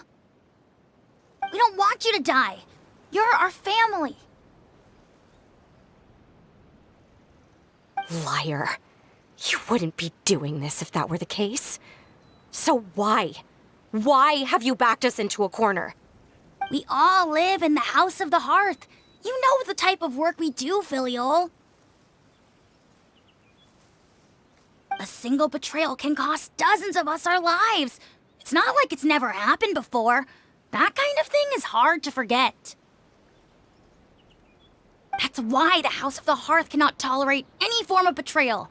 Ever since we came to Poisson, you've had 7 secret meetings. A lot of the things you talked about really crossed the line. You've been spying on us for half a month? Wait a second. Now that I think about it, the move to Poisson was just a way to make it easier to spy on us, wasn't it? Because we were all in one place! You've had this planned all along! Filial, Nantoy, I'm sorry. I owe you both my life. I owe Clairvy too. If it weren't for all your help after I got poisoned, I wouldn't be standing here today. If this were any other situation, I would do anything to repay that kindness, even if it cost me my life. But rules are rules. I'm sorry. My hands are tied. Why? Why? That's enough, Filial. We made a mistake, and we should own up to it. We broke the rules, plain and simple. And now we have to face the consequences. I'm sorry, Chapleau. Fultz. I'm sorry, Father. We accept our punishment. Chapleau, according to the rules of the House of the Hearth, how should these traitors be punished? All those who betray the house pay with their lives. And so it shall be.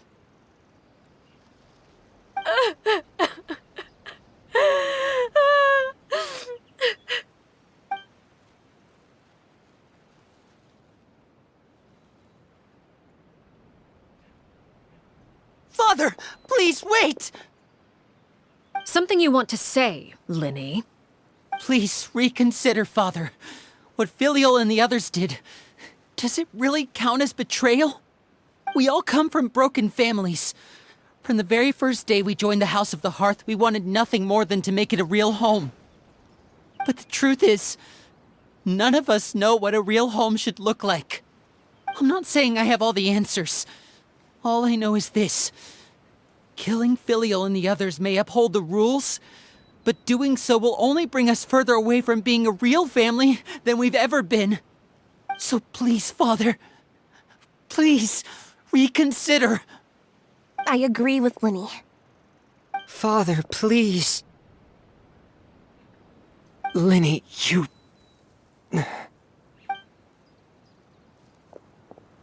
I also agree with Linny.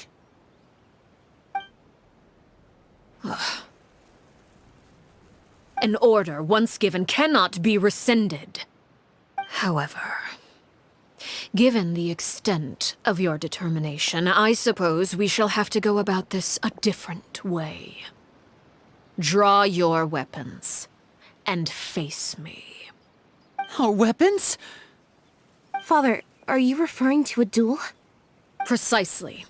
The rules of the house will not be altered. Traitors must be punished. However, resolving disputes with a duel is also one of our rules, one that also applies to me. Demonstrate a sufficient showing of strength, and I shall offer a concession. Wait. Beat Father in a duel? Impossible. Father is way too strong, even for Linny.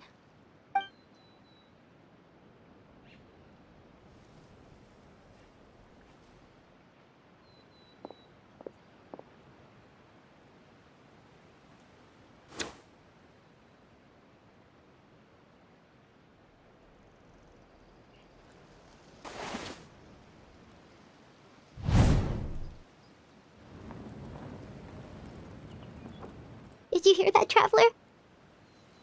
Lynn and the others have to duel the knave. What should we do? Can they really win something like that? If they lose, those people from the house are really gonna be executed.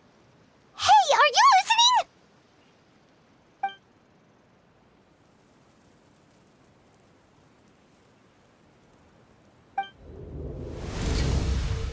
Don't you want to say a proper goodbye at least?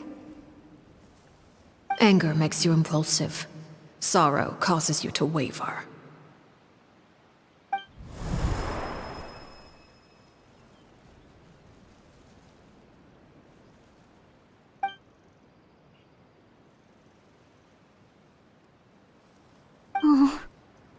Looking at that expression on her face, she seems really serious about this. Guess that means there's no chance she's throwing the duel on purpose, huh?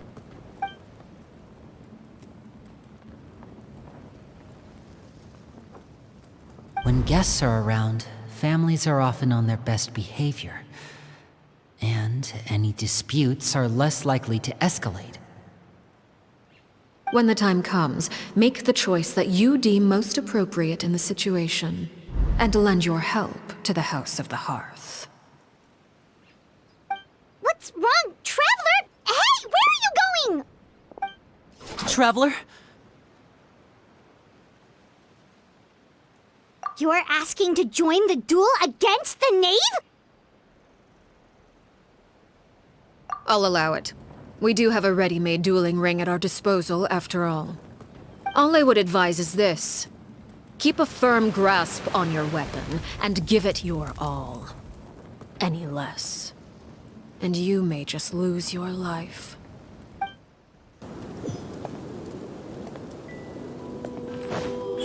Emerge, right now. Is it my turn now? Hey! Emerge, right here. Nothing lasts forever. Closer now. Now's our chance! Now that's more like it. Share my knowledge! With the Everyone fall hold of darkness, destruction shall rise. Right now.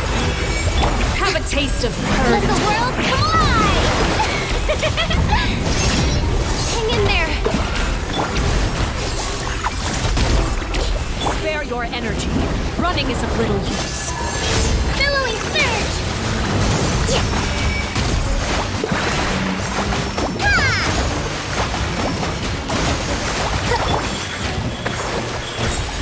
Look out! The countdown. Not bad. You've proven to be a worthy opponent after all. Dear me. Our music. With these rising flames. I see everything! And voila!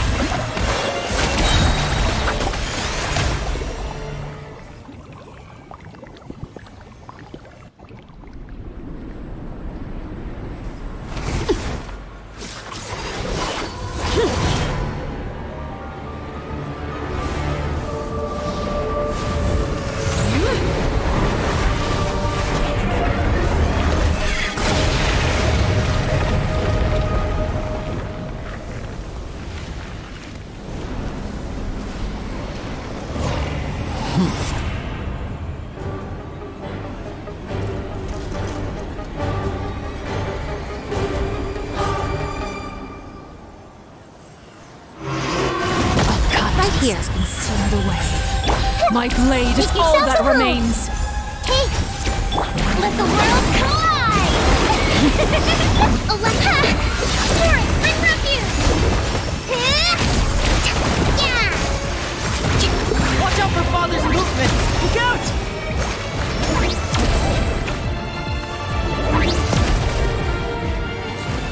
Emerge. I'm always watching.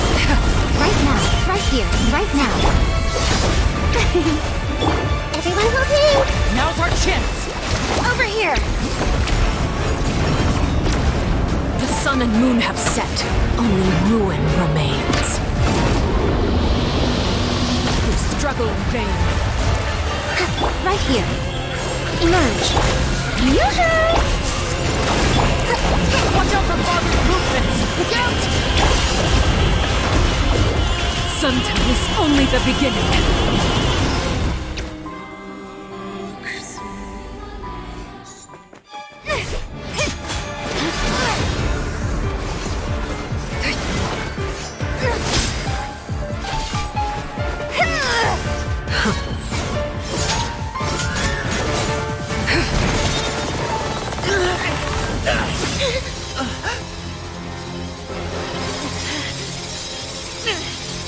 You should know better than to crowd in one place.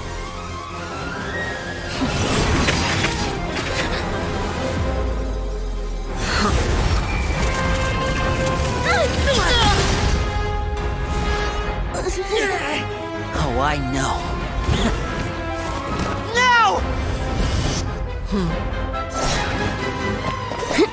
sorry, Father!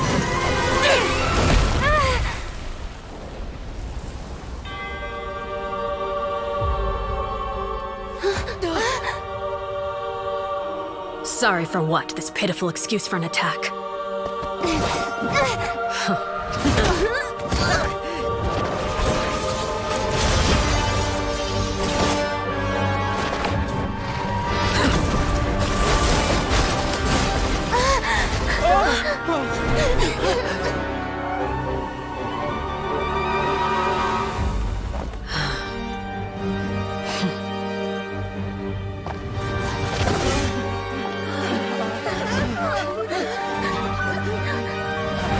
Father, no!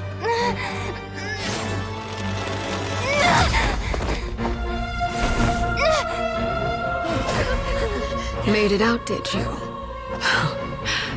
You're stronger than I expected.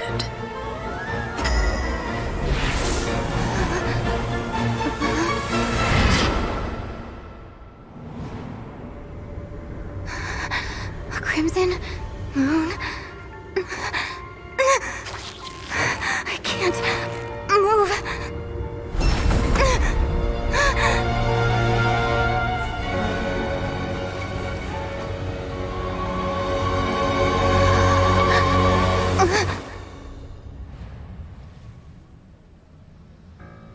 Still, not strong enough to beat me.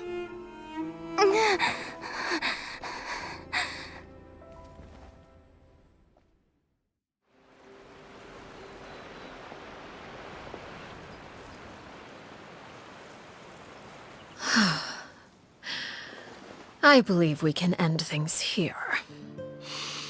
It's not often that we get to enjoy the company of guests, after all. We wouldn't want things to get too out of hand. Brother, are you all right? Lenny. Given that I am the victor of this duel, as agreed, the punishment stands. No! I never thought things would end like this. However, everyone involved in the duel demonstrated a remarkable level of strength and determination.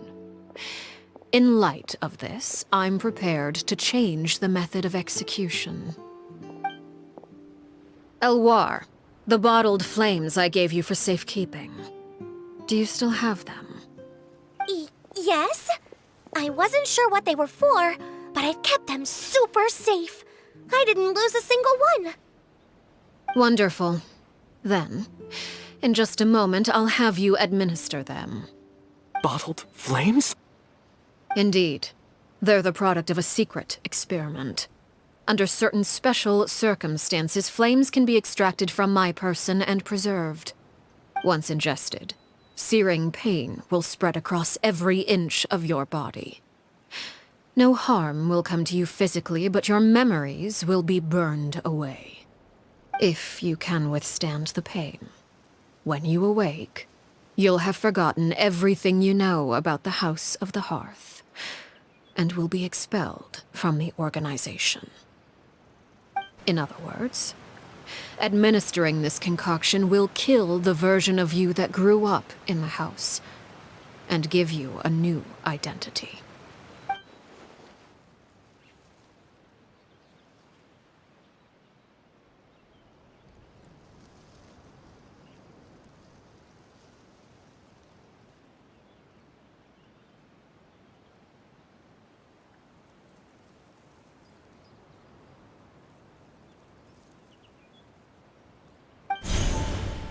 Memory is a mysterious thing indeed.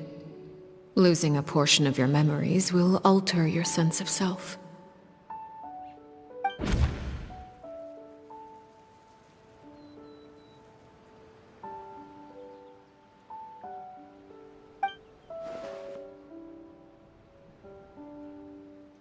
So, you're just letting us go, Father?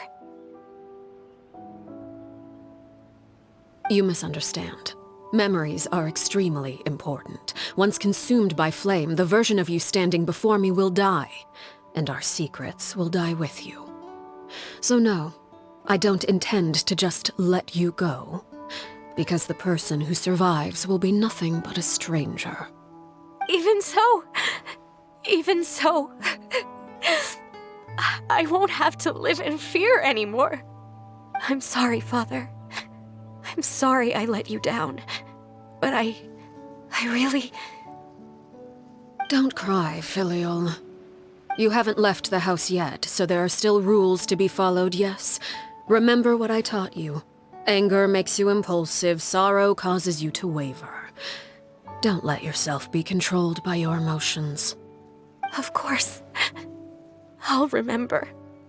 Dry your tears, and go pursue the life you really want. Yes, Father. Chapleau, Fultz, Elwar. Take them back to Poisson. And bring Linny and the others as well.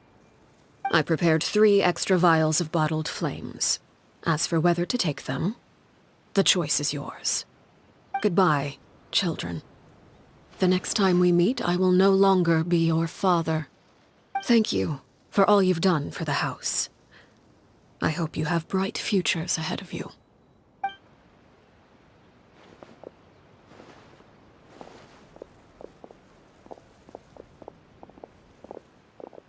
Father!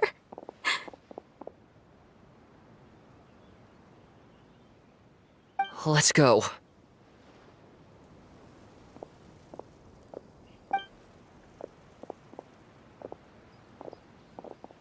Here, grab my arm, Linny. I'll help you walk back. Thank you.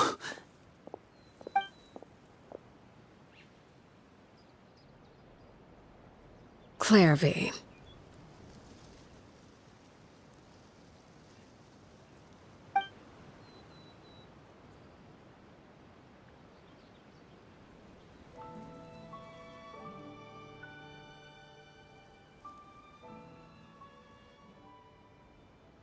Can we talk now?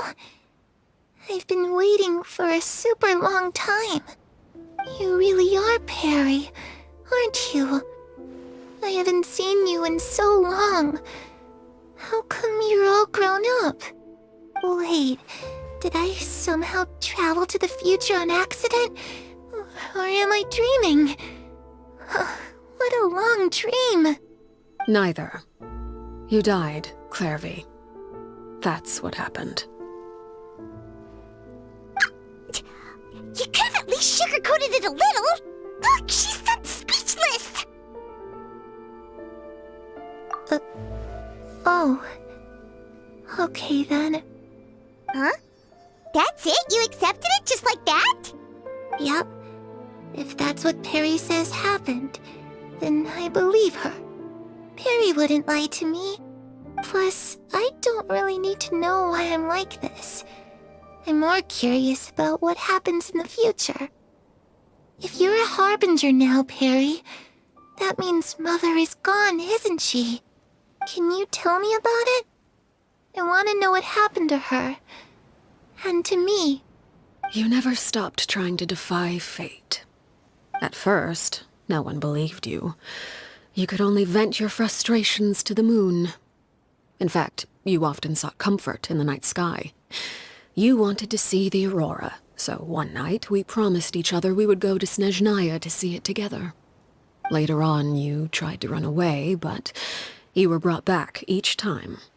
Mother spared your life, but it wasn't out of kindness. Instead, she decided to make an example of you by slowly torturing you over time. That way, the other children would know what happens to traitors. Still, you never gave up.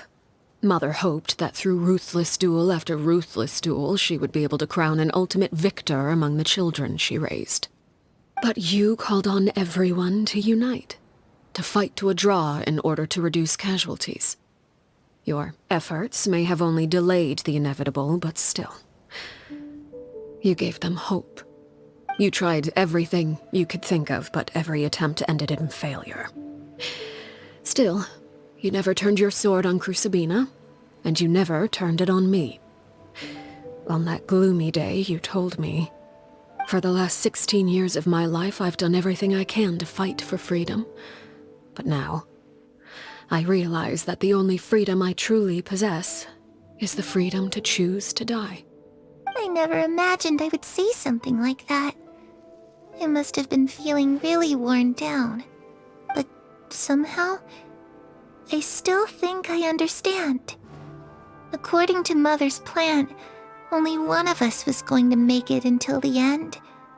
And I always hoped that person would be you. If I could do it all over again, I still don't think I would make a different choice. Even when I first met you, I knew you'd be able to do what I couldn't. Is that so? Even now, I'm not sure I truly understand what kind of freedom you were trying to pursue. But as the head of the House of the Hearth and as the children's father, I've tried to give them the most basic of freedoms. The freedom to choose their own fate. It's something I discussed with the Iudex of Fontaine.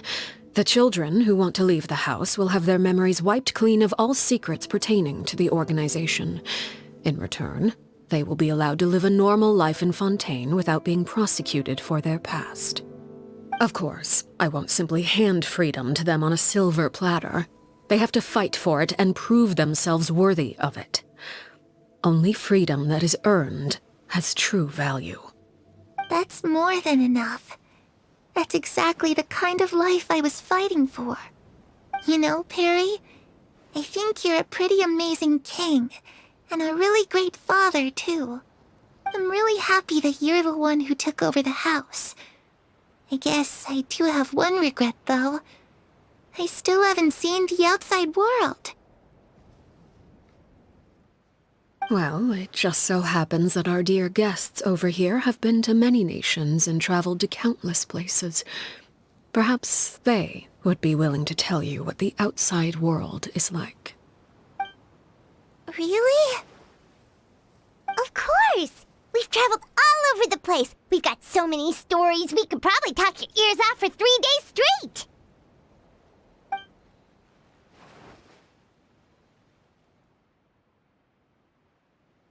I was always too afraid to skip Mother's fighting lessons. But at the academia, I bet you could do all sorts of secret things in class. Things that have nothing to do with studying. I'm just kidding. Being able to study whatever you want without having to fear for your life actually sounds pretty great.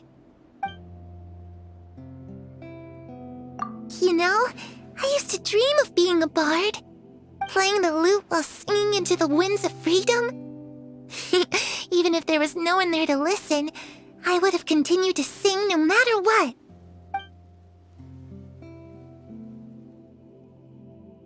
Ah, that's where Mora comes from. I never knew that before.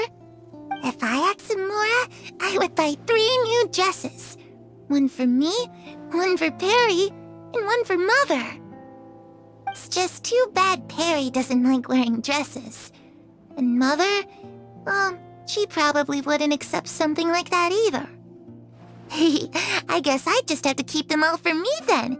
I could wear a different one every day. Those yokai you mentioned, what do they look like? I once saw a drawing of this one guy with horns on his head and a super scary face. Are there any yokai like that? Oh, sounds like you're talking about an Oni. Yep, we've met one, and let Paimon tell you, they're not nearly as scary as they look.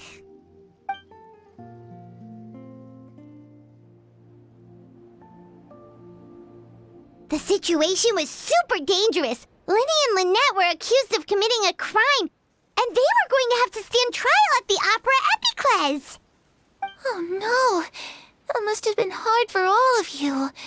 What happened next? Don't worry, we were able to turn the situation around super quickly, all thanks to Detective Paimon, of course. How'd you do that? Come on, tell me. Okay, so it was like this. After the failed magic show, we rushed to the scene and...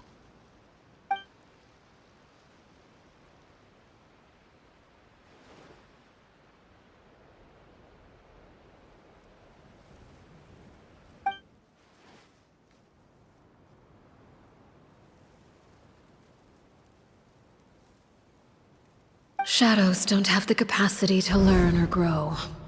Any new information they encounter is quickly forgotten over time.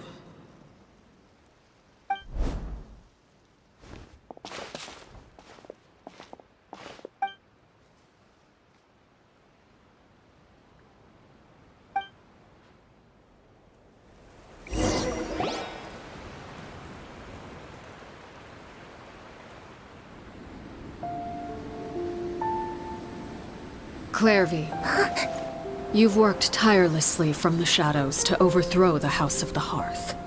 Now, by my authority as the Knave, I shall announce how this matter ends. You are hereby expelled from the House of the Hearth. You are no longer tied to this place, nor are you bound by its rules. You're saying that I can finally leave? I get to experience the outside world as well? Oh, I almost forgot. There's no getting older for me. Still, seeing who you grew up to be makes me really happy, Parallel. Take care of yourself. Goodbye. May we meet again someday.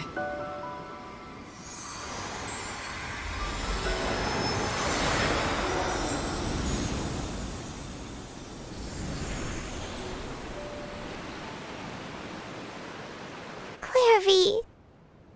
She left so soon. Paimon didn't even get to finish her story.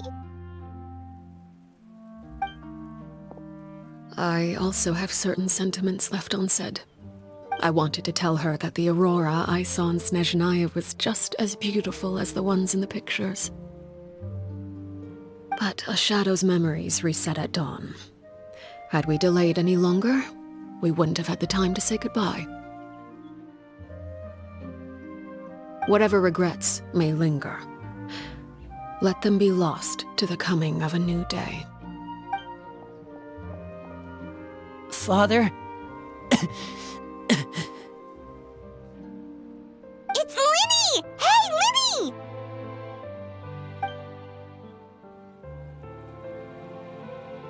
What is he doing back here? Let's go check it out.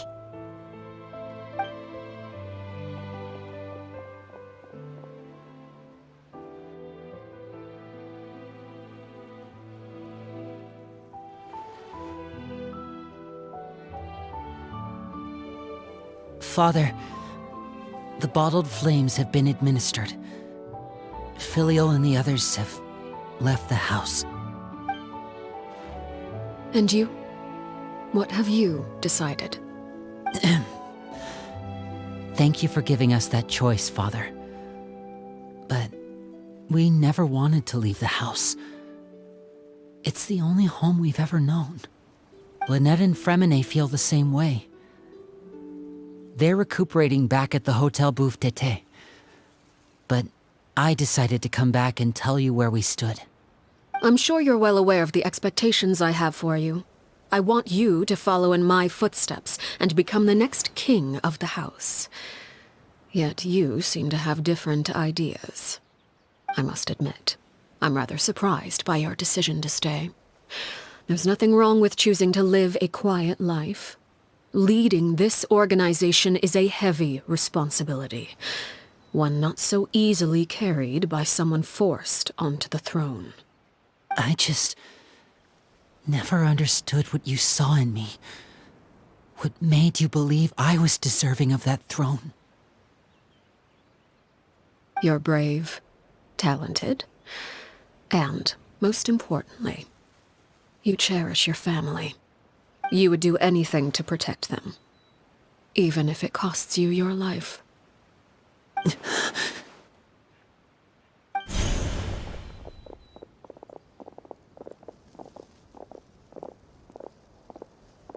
Speaking up back there was so brave of you, Linny.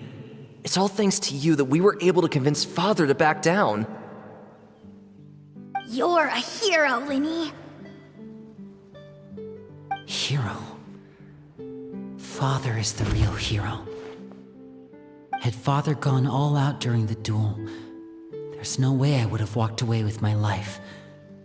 She must have had it all planned from the beginning, from the very moment she suggested a duel. I'm not deserving of that title. I'm not strong enough or smart enough. You're wrong. In my opinion, all you need to be deserving of the throne is conviction and the necessary strength to act on it. We may have different ideas of what it means to be a family, but you can hardly be said to lack conviction. What you truly lack is strength. For someone of your talent, though, that's something that will come with time. Even without that strength, you still chose to face me in a duel, even though the odds were stacked against you. That capacity to honor your convictions is what I truly see in you. Father. No one knows what the future holds, what tragedy or triumph may be in store. Being at the head of this organization requires the strength of will to face whatever comes. Caution will only hold you back. If reaching a certain standard were required to go after what you want, I would never have succeeded in killing my predecessor. Back then, there was still a considerable gap between our abilities. Strength may decide the ultimate victor, but those who let a lack of strength dictate their decisions or undermine their convictions will never be worthy of the throne. I understand, Father. Thank you. Children must grow up to surpass their parents. Only then can a family continue to flourish. The road ahead is not an easy one, so I'll ask you one last time. Are you certain you want to stay? You've done so much for me, Father, and that kindness must be repaid. Plus, with Project Stuja at hand, there are many dangers ahead, and I, for one, don't intend to back down. Protecting my family at all costs. That's my conviction. Then you're welcome to stay. As for Project Stuja, you need not be too concerned. If those cowardly businessmen and heartless dignitaries try to take us down, I'm prepared to teach them a lesson. Having members who longed for the light was our organization's last weakness. With those members no longer among our ranks, the House of the Hearth is like a spider hiding in the shadows. We need only wait for our prey to come to us. At present, our imperative is to use their plan to our advantage. In doing so, a crimson moon shall rise amid the frigid blizzards of winter. No demonstration of loyalty shall go unrewarded, and no sacrifice shall be in vain. As for the two of you, whether we meet again as friend or foe, I'll remember the camaraderie we shared in this moment. No matter how arduous the journey ahead, I hope we both reach our desired destination.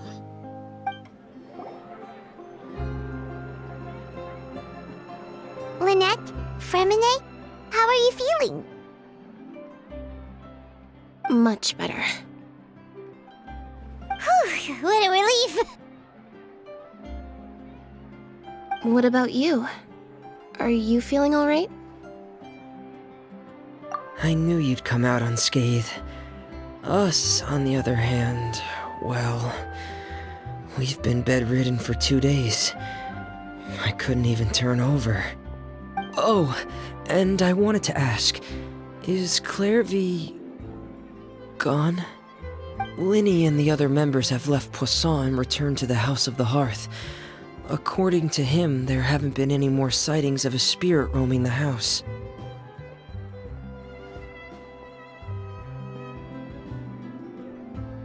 I see. I'm glad. Father came to check up on us 2 days ago and told us about what happened with Crusabina and Clairvy. Actually, I've met Crusabina before.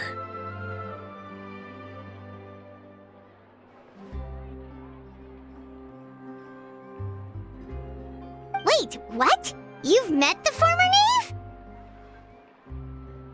Crusabina died a year after Clairvy. It was during the year between their deaths that I joined the House of the Hearth. Sabina had an extremely cruel and radical way of doing things. While she was alive, the atmosphere in the house was suffocating. When I joined, though, the experiment she valued so much had already come to an end, and all the people involved, dead and injured alike, were gone. Sabina never talked about the past with us newcomers. A couple of months after I joined, Father killed Sabina and burned all her files. With that, the names of all the people subjected to her experiments, Clairvy included, were lost to the flames, along with the painful memories they represented. Father took in Lenny and me a couple months after that, but she never mentioned anything about Sabina or Clairvy. It really seems like something she was planning to keep to herself. The last time you talked to her, did she mention why she kept it a secret for so long? She said she didn't want us to be affected by the darkness of the past. She was worried we'd develop a false sense of gratitude towards her if we knew about it. The foundation of a family should be free of any corrupting influence. Whatever happened in the past, it has nothing to do with who we are now. And that's what Father told us in the end. But I still thanked her for everything. It was only after hearing about what Sabina did that I finally realized how insignificant our lives could have been. The members of the house meant nothing to her. To say that she valued them in any way, even just as a tool, would probably be giving her too much credit. If Father hadn't taken over the House of the Hearth, I probably would have already... Father rarely brings up the fact that she saved us. She doesn't believe that being indebted to her should be what ties us together. But even if we didn't owe her anything, we would still choose to stay. Because this is our home. We may have arguments or times when we feel wronged. Some people may even choose to leave. But as long as Father is here, we will always have a home. Whether the path before us is bathed in sunlight or shrouded in shadow, we'll follow Father wherever she chooses to go. So I wanted to say thank you for helping us make it through this crisis. Without your help, we could have lost a lot more along the way. Oh, we didn't do anything, really. Of course. You're welcome anytime. Are Filial and Nantoy okay? I actually saw them at a cafe this morning. They didn't recognize me. From what I could tell, they were drinking coffee and talking about one of the operas that started running recently. They seemed happy. If I had to take a guess, I would say they finally found the kind of life they always wished for.